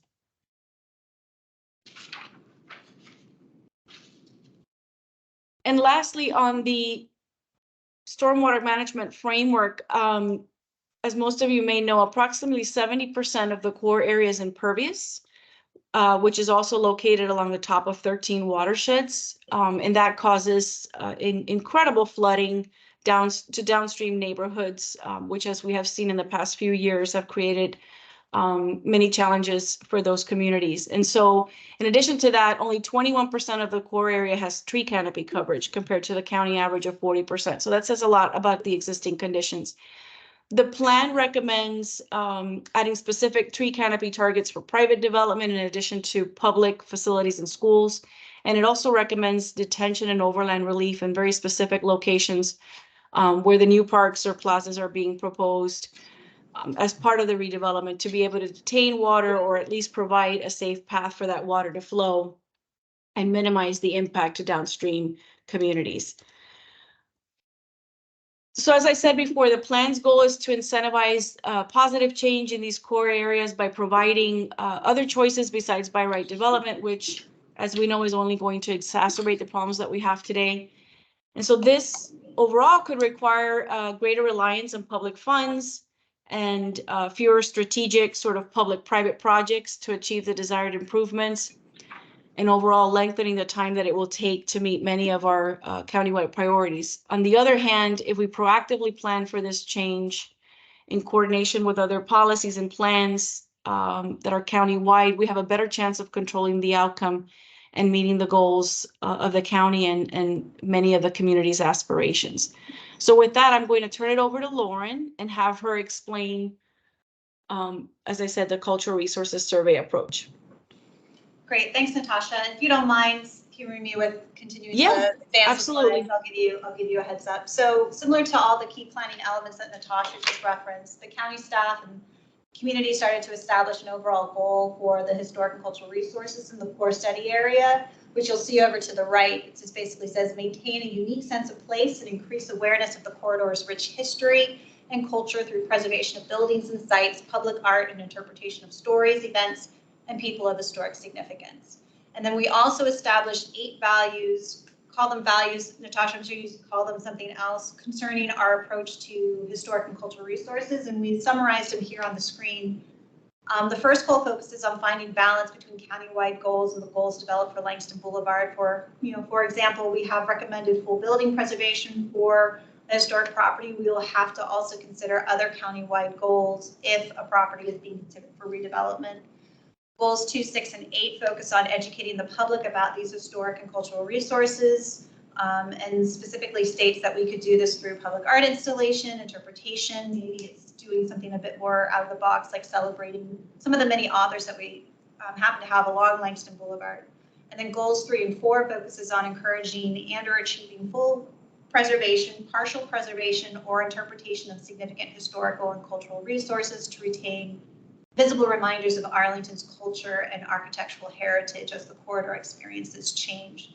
This could be done via specific implementation strategies, such as including transfer development rights, commercial renovation or improvement assistance, bonus density, and historic elements that protect the exterior. And lastly, goal 5 focuses on achieving committed affordable units with full preservation and or partial preservation of existing multifamily housing noted as historic and cultural resources. So the next slide talks about throughout the duration of the Plan Langston Boulevard study, the Historic Preservation Program and planning staff and our county's consultants, we've been identifying and surveying historic and cultural resources. So all the way back in the beginning, 4 years ago, we identified about 120 properties or sites. And from that body of information we received on those 120 properties, the county made a determination that 42 of those properties were the most significant and should receive preservation strategies.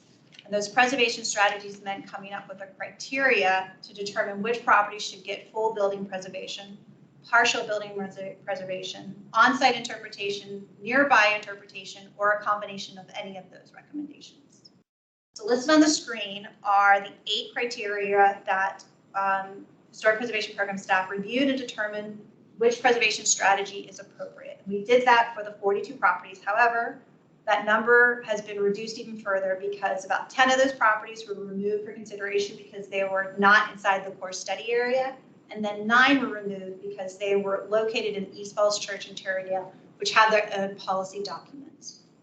So again, these 8 criteria helped us come up with this formula for recommendations, which include if a property was a local historic district or had an easement, if a property was a National Register property or in a National Register historic district, if it was determined eligible for the National Register, if a property was included in our research concerning garden apartments and complexes, if a property was in the historic resources inventory and was specifically ranked essential, important, or notable, if a property represented a unique architectural style, building type, or time period of architecture like Art Deco, if a property had majority of the 7 aspects of integrity as defined by the National Park Service, and lastly, if a property conveyed a sense of place or was an informal landmark related to, say, legacy businesses and or African American history. With the narrowing of the study area, that meant we came up with 23 preservation strategies. 23 properties received preservation strategies, which were 4 properties for full building preservation, over 5 properties for partial preservation, over 8 sites for on-site interpretation, and 4 sites for nearby interpretation. So the next 3 slides, if we go to slide 18, the next 3 slides identify those historic resources and the recommended preservation strategies. For example, Area 2, which is here on the screen, involved 16 properties, and we recommended Moore's Barber Shop to be fully preserved, and the partial preservation, we identified Garden City Shopping Center, Callaway United Methodist Church, and the Judge Thomas Monroe Law Office. The rest were either a form of site interpretation, nearby interpretation, or we didn't give them any preservation strategy because they were not located in the core study area after we continued to reduce the area we wanted to focus on. So the next slide talks about Area 3 and involves 7 properties. And we recommended the Vale Apartments be fully preserved. And for partial preservation, we said the Lee Heights Shops, Dominion Terrace Condos, and the Woodley Arms Apartments. And the rest of the properties are for site or nearby interpretation concerning either a legacy business like the Lebanese Taverna or the sites that involve the sit-ins. Then the next slide is about Area 5 West and East, and that involved 10 properties. And we recommended full preservation of the McLean Court Apartments, the Lion Village Apartments, and then partial preservation for the Park Georgetown Apartments. And then the other properties were recommended for site interpretation, such as the Lion Village Shopping Center, Fort Bennett and Fort Strong, which are Civil War sites, and the other properties were not in the war study area. So slide 21, Natasha and our communications team has been working closely with the public about these recommendations and concerning the approach to the historic and cultural resources. The public has wanted a better understanding of what these preservation strategies mean, and some of the property owners have requested to be removed from the preservation recommendations, such as Callaway United Methodist Church, which we recommended for partial preservation or site interpretation. The Lee Heights shops, that is recommended for partial preservation, and the Lion Village Apartments, which we are recommending full preservation. We've responded to these concerns, stating that although these are preservation strategies, there will be many factors that will need to be considered if a property is being proposed for redevelopment.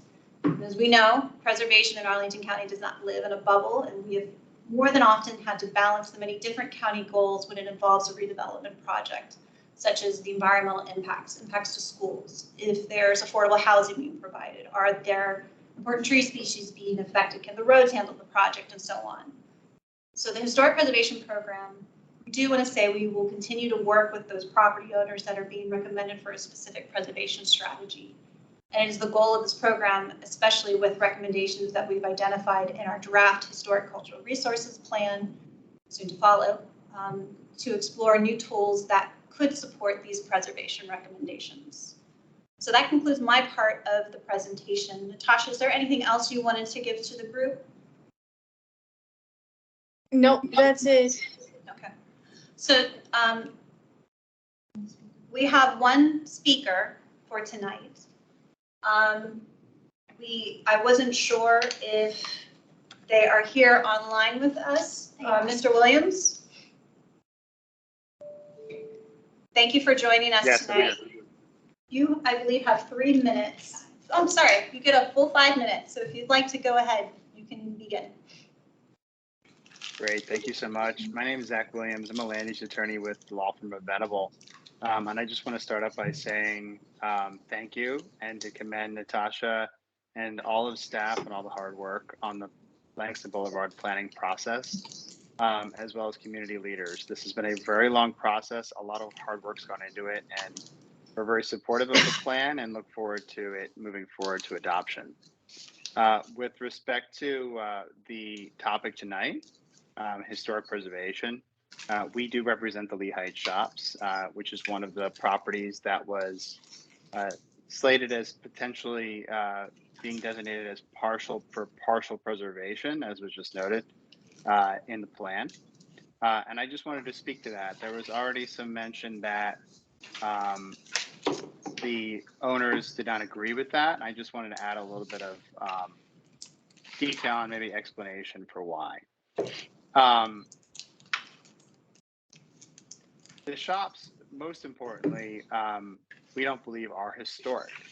According to assessment records, the buildings were built in the 1940s, and there's nothing in the plan that identifies any historic characteristics of the buildings, nor are we aware of any.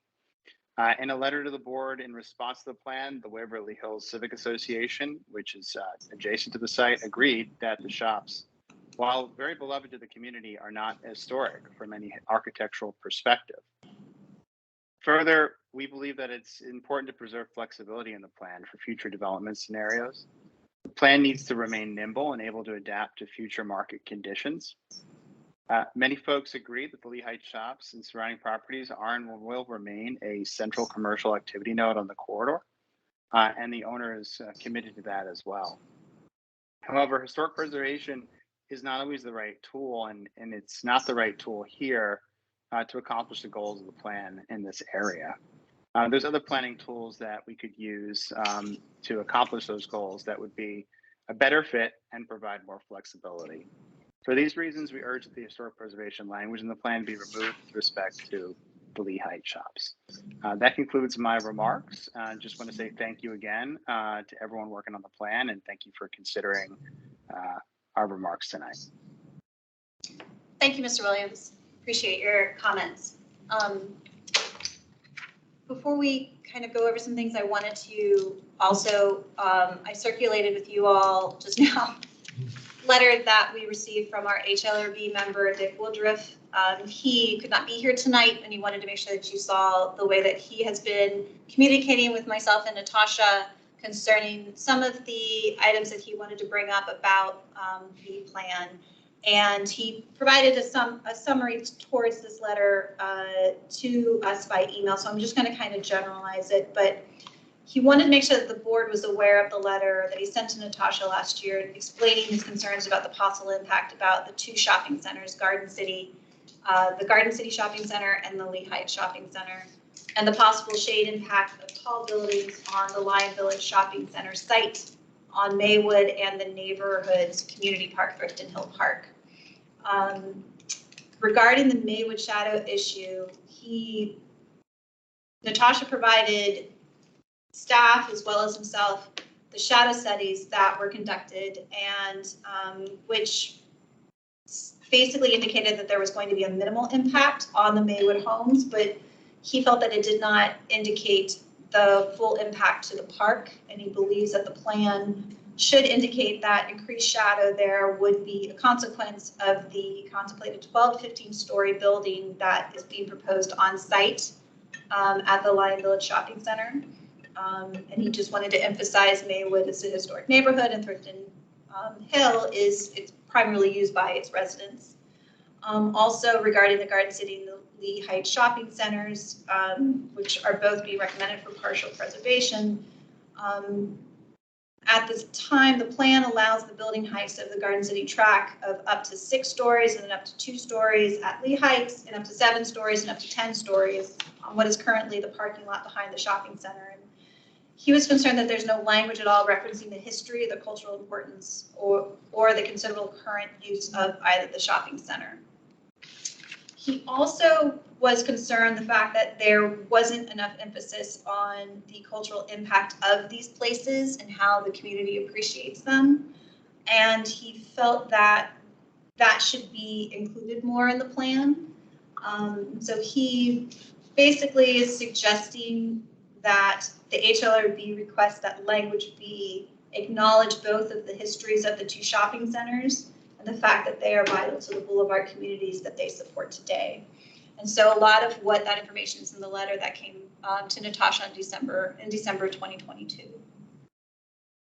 Natasha, how are you envisioning that you would be requesting input from the HLRB tonight on any of the items that were heard tonight? I mean, how have other commissions been providing you this information, providing their input to you? So a letter would be great. We, like I said at the beginning of the presentation, we're planning to go to the PC RTA hearing in October. I believe it's October 2nd, but I'm not sure if it's October 2nd or October 4th. It's either one of the two.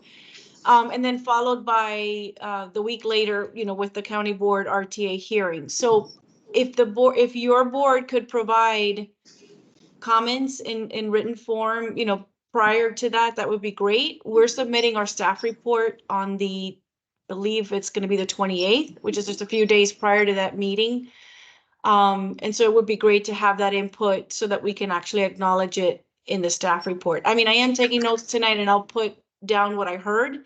But if you want to send something official that we can include with the staff report, we'd be happy to do that. Great, thanks, Natasha. So any of you want to provide any perspective of what you heard tonight or any that you've heard in the past? And I appreciate it if we could keep it to the historic resources.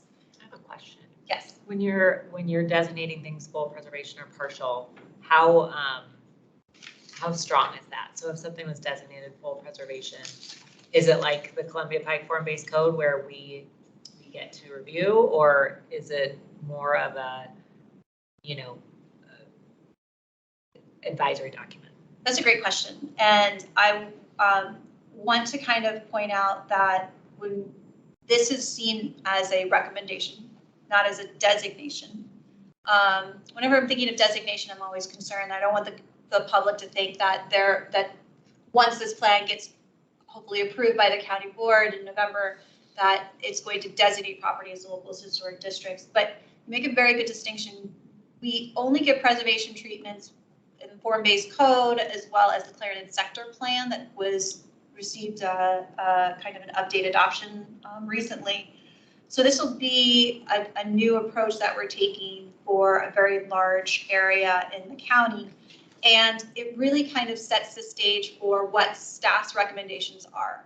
It's kind of like, this is where we'd like to start, and then we'll see how the conversation goes depending on what's being proposed and what are all the factors that are going to be considered for, let's say, a redevelopment project. So for example, if we have a historic property where we've made a recommendation for full building preservation, but let's say it's in a part of along the corridor where we desperately need to have affordable housing, that's going to be weighed in to figure out how do we balance the both, and if can we even do that. So it really kind of confirms that we will have a place at the table when we're having those discussions. It would also, I'm assuming, Natasha, that it does also mean that the HLRB would be a part of a review, but it might, again, be similar to what we've seen tonight. There's not a motion, there's not an approval. It's more of they are part of the process for when things are being reviewed and are made public. And that's how the HLRB can provide its input. And usually that tends to be being a part of the review process through the site plan review process, as well as letting the county board know what are the pros, what are the cons, do we support the project, or are we concerned because, you know, we're seeing too many things taking away from the balance, and maybe we feel historic preservation is not getting its fair share at the table. So it kind of starts at a certain point, and then we figure out what will work, but it always depends on the project. So if what's being recognized for potential preservation is the value that this commerce provides the community, is that the aspect that gets preserved, or is it the entire structure? Like, could you, within the recommendation, is it just to provide that function to the community, or the entire building? That's a good question. And that's where you kind of get into wanting to leave that flexibility, because if we're too focused on exactly what we need, then that might prevent any change from happening, and that might not be something we want. So we wanted to kind of leave it open so that the developer can kind of figure that out. But usually by that point, staff has also been involved in trying to figure out what could work. So if it's partial preservation, let's say, of the Garden City Shopping Center, let's say we're talking about that. That's a good question. If partial preservation is what we have for that recommendation, we'll figure out to see, could we maybe do facade preservation, or is it trying to make sure that there is an affordable way that local businesses can utilize? Is that more of the importance? And that's something that we would have to talk about. That would also be the time when we would highlight the history of those sites. I know that Dick is wanting to have more suggestion to the history of some of these properties in the plan, and I do appreciate that, and I always love seeing history in it. But typically in these documents, we don't tend to do that. We don't tend to give history write-ups of all of the properties. However, I will also say there's been many different variations of Plan Langston Boulevard study, that there are previous reports that have history on some of these, but now that we're getting to the meat of what we need the county board to bless, that's starting to kind of go away for this purpose. I just wonder if, please correct me if I'm wrong, because I'm not sure I completely understand.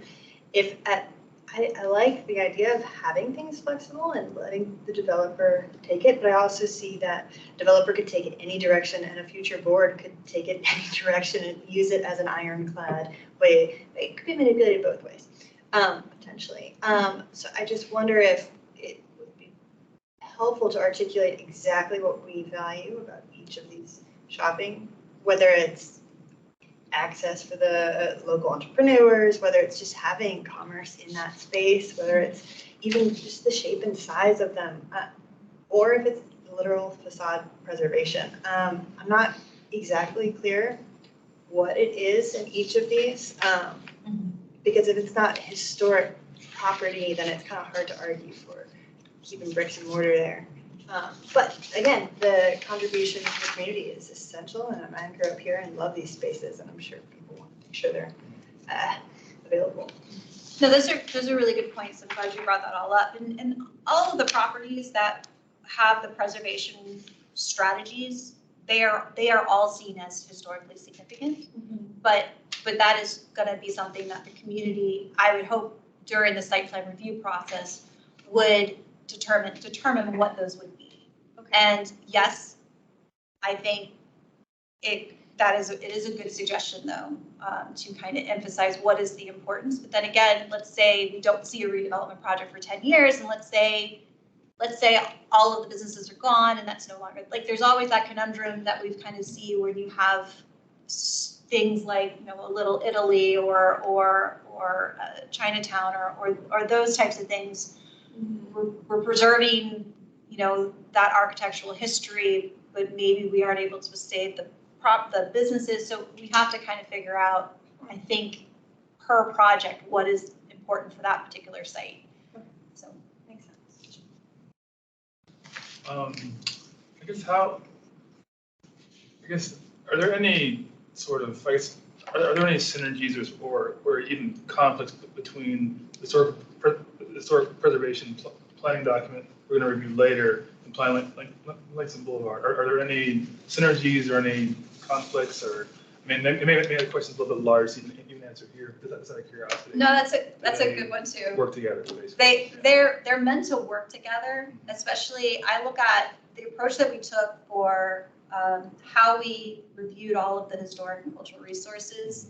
It's really what I hope to see we'll continue to do and get better at in the future. And that's really what we spell out in the historic cultural resources plan, is to make things a bit more predictable, as well as, I feel like in the past, preservationists, when they would come in and say that building should be saved because of its history and its architecture. A lot of times the public still wants to understand why, or how did you come to that, or how is that building, it seems very similar to that building, why is that one okay to keep and this one isn't? I think sometimes people feel that it can be a bit, you know, like it depends. It depends on who's recommending it and who's, thank you, subjective.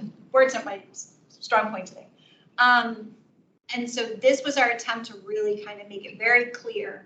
This is the criteria that we chose. And I'm hoping that we'll continue to do that as we continue to look at different properties that we want to kind of spell out and look at and understand more of.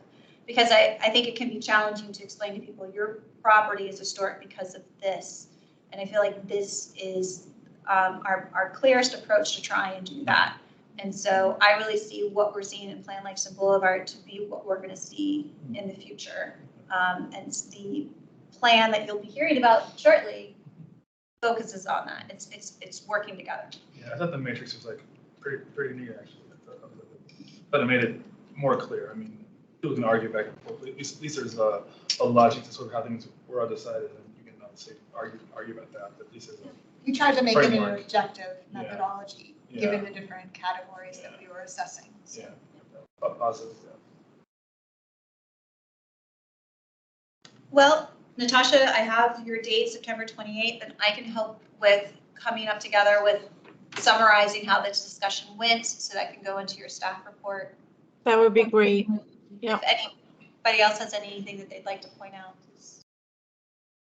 please let me know before September 28th, and we can have a discussion to see if you all would like to have a letter to.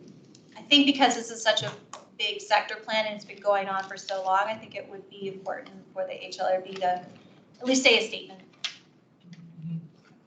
Well, I would just say too, I think your recommendations are really, well thought out, and I agree with them and stand by them. So I would, stick to, what you did and stand up for the buildings that you pointed out, and not, let people take away from that, because I think we should remind the property owners that this isn't, putting a historic preservation overlay on your property.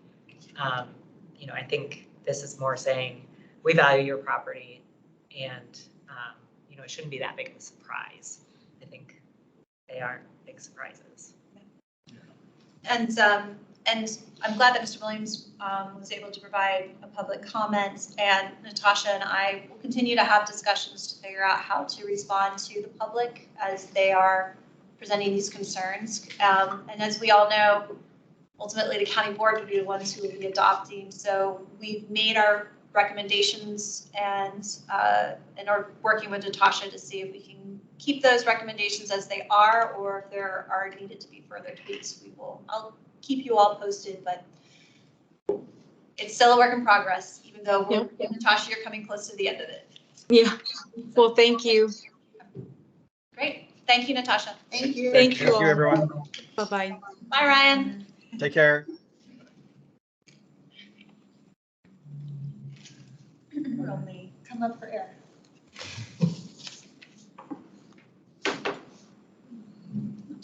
I need your concentration and attention just a little bit longer. No COAs tonight, but boy, they give you a lot to think about.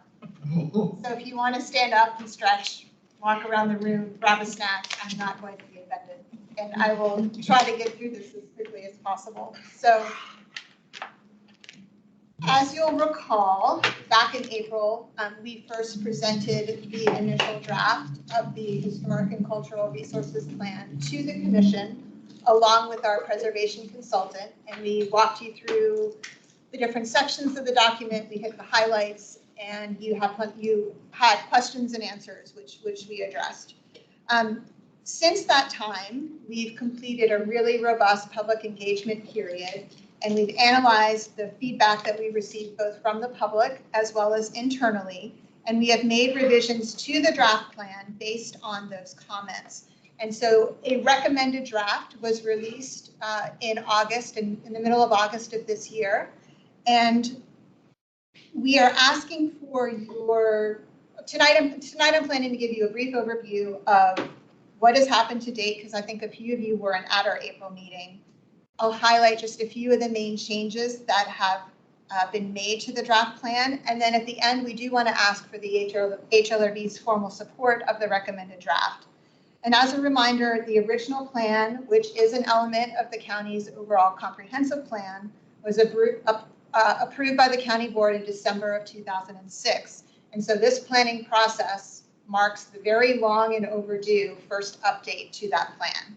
And before I dive into these details here, I just wanted to thank each of the members of my team, Lauren, Michael, and Serena, for all of their help getting us this far. This has been a multi-year process, as you can see by the timeline here on the screen, and it's been a very heavy lift for our team, but it's such an important process for us to have gone through because it really is going to guide us for the next decade. So with that, here's a quick summary of the planning process. On the left, you can see a lot of the milestones that we've already completed from the beginning of this process in 2020 all the way to where we are here in 2023. And we've been working a lot, as I said, this year on the public engagement aspect of the plan. In addition to coming to the HLRB, we've been to the Long Range Planning Committee of the Planning Commission twice, both in the spring and just a few weeks ago.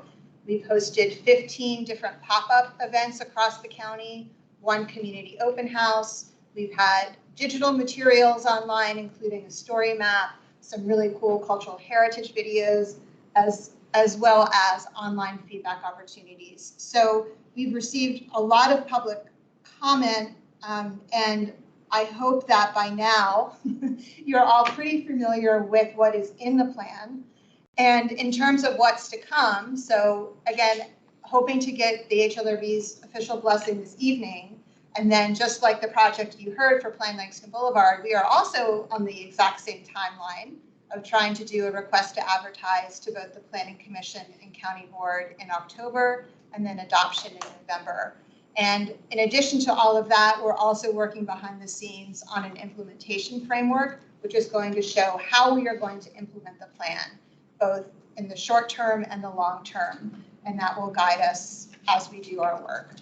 So this next graphic is just a fancy summary showing you from where we started in the spring of 2020, a lot of the different engagement and different communication tools that we have used to solicit public feedback and to share this information with the public. And so where we are now is on the far, far right of the slide in the yam colored box. And we are nearing that finish line of the formal public hearings and the formal adoption. So as a quick refresher for those of you who weren't here for the original session back in April, there are 5 main focus areas that are in the draft plan, and these remain unchanged from the initial April draft, by the way. So the main goals and objectives are centered on building an inclusive understanding and support for Arlington's history, people, and places through community engagement, encouraging financial and other benefits of preservation through incentives, integrating historic preservation with other county policies and priorities, as well as addressing the importance of cultural landscapes through expanding our partnerships, improving regulation processes such as creating new tools and preserving new types of resources, as well as establishing an archaeology program for the county. And lastly, expanding and improving both the historic resources inventory, or the HRI, and other preservation-based technology and information systems that we use. The forward-thinking actions and goals that are presented in the plan will allow our program to advocate for more meaningful preservation through increasing our partnerships, as well as by offering more flexibility and incentives into our standard preservation tools. We are also proud that the plan provides recommendations to preserve and interpret an inclusive collection of histories and resources for future generations. We developed equity aspirations for each of the goals in the plan to describe how these achievements could advance inclusion, diversity, equity, and/or accessibility. Next slide. So between April and June, as I said, we requested community feedback on the initial April draft, and we spent the spring and summer analyzing that feedback and making some minor revisions to the draft. These changes are reflected in what we're calling recommended draft that was released in mid-August. And so this is just a quick summary of what is different between the 2 versions. We added locations of historic resources and neighborhood reference points throughout the plan. This was a helpful recommendation from the Long Range Planning Committee, in fact, and we agreed that adding this additional information would further educate readers about historic places all throughout the county. We also strengthened the connection between the historic built environment and the natural environment by adding several references to the county's different biophilic initiatives. We likewise made several clarifications throughout the plan, including providing additional context to certain sections of the Statement of Historical and Cultural Significance. We recognize county transportation projects as a partnership opportunity in the future.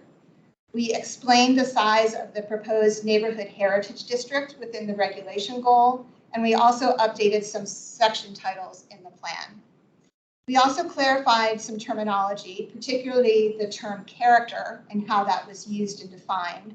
And we defined it more in a preservation lens of historic character, architectural character, and character defining features, as opposed to the more general reference to neighborhood character. We also added a disclaimer statement in the full historic resources inventory table that's at the back of the plan that states that the table contains the raw current data as the county board had approved it back in 2011.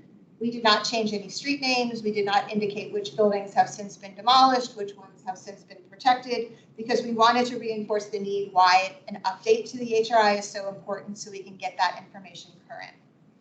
And we also opted against adding more maps and historic content into the plan because we felt this could have resulted in just too much detailed information in a plan that really is intended to be aspirational. And so we do reference having more maps and historic content available for the public in several of our plan goals. And something we're very excited about is the graphic in the upper right corner of this slide. We updated the icon in our segment of the comprehensive plans wheel. If you remember before, it originally was a tablet icon that either looked like a marker or a gravestone, depending on what you thought it looked like. And so we decided to update it, give it a fresh new look, to have it better reflect the broader work that our program does. So it does reference architecture, those are like the cluster of buildings at the top. It also references, it's a little hard to see from here, but it's like a vessel to represent archaeology as well as a historic marker to represent interpretation. So in conclusion, there's just a few reminders and next steps to remind you. And if you haven't already, please read the plan, sit with it. There's a lot in there. There's a lot of, I think, creative solutions to consider. We also have an online comment form that is available online until October 1st. And these are for comments from the public that will be sent directly to the county board for them to consider as part of their deliberation. And there will be several opportunities for the HLRB to continue to stay involved.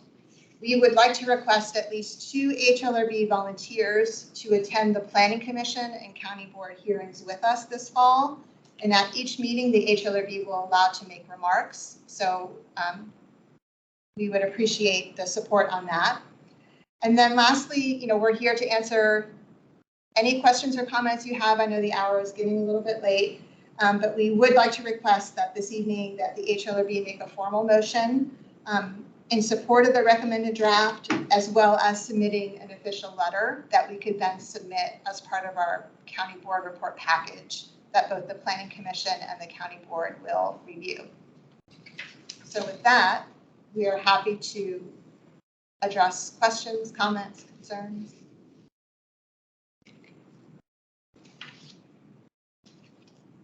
Well, I love that the plan has incentives, or it's recommending incentives for preservation, financial, density bonuses, maybe streamlining of permitting.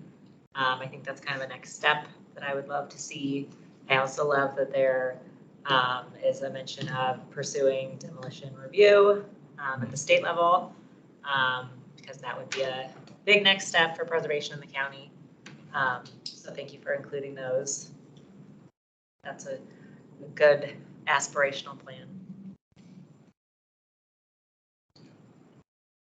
It's really an impressive body of work. You guys have done a great job. Thanks. Yeah. It's really, Yeah. It's a long road. we should, Yeah. We're not there yet. Maybe in November we'll do that. Not yet. Completely echo what everybody else has been saying about the level of work that's gone into this and just the level of effort. So thank you guys so much for all the resources and time you've put into this. It's a wonderful document. thanks, John.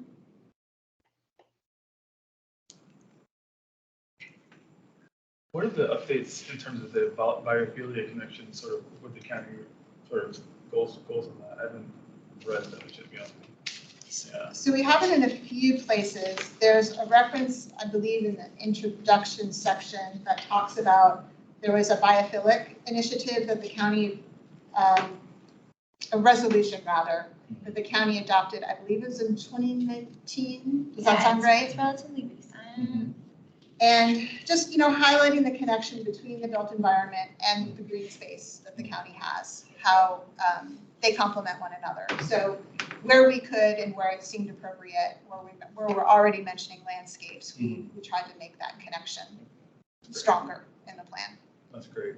Great point to sort of connect the landscape and sort of the views to the sort of resources. So it's a positive update.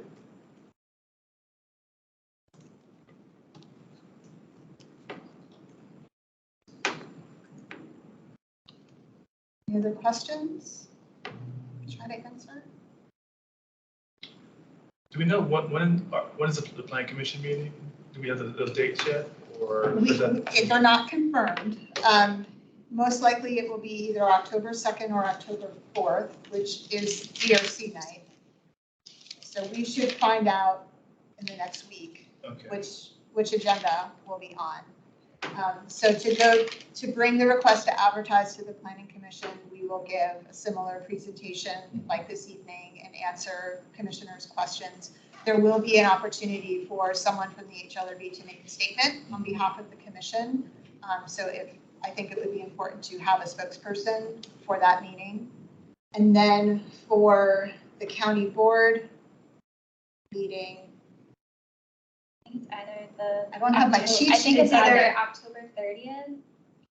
For the RTA with the county board, it's either October 14th or the 17th. Correct. Right, right. So the 14th is a Saturday, the 17th is the Tuesday, and we have not gotten confirmation yet if we'll be on the consent agenda or the regular agenda for the request to advertise. If we are on the consent agenda, none of us need to go. If it's on the regular agenda, then we will make a presentation formally, and at that time, it would be helpful to have an HLRB spokesperson. So we can definitely keep you, Mr. Chair, informed of the dates as they're confirmed for us.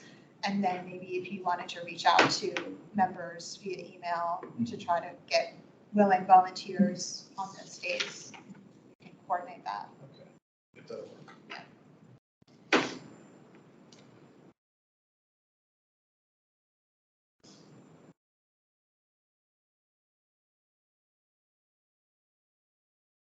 Any other questions? I know it's been a long night, but. Do we make a motion to? Yeah, nothing else, yeah. Make a motion, yeah. All right, so I move that the HLRB recommend approval of the updated historic and cultural resources plan, recommended draft as submitted. Seconded. Third.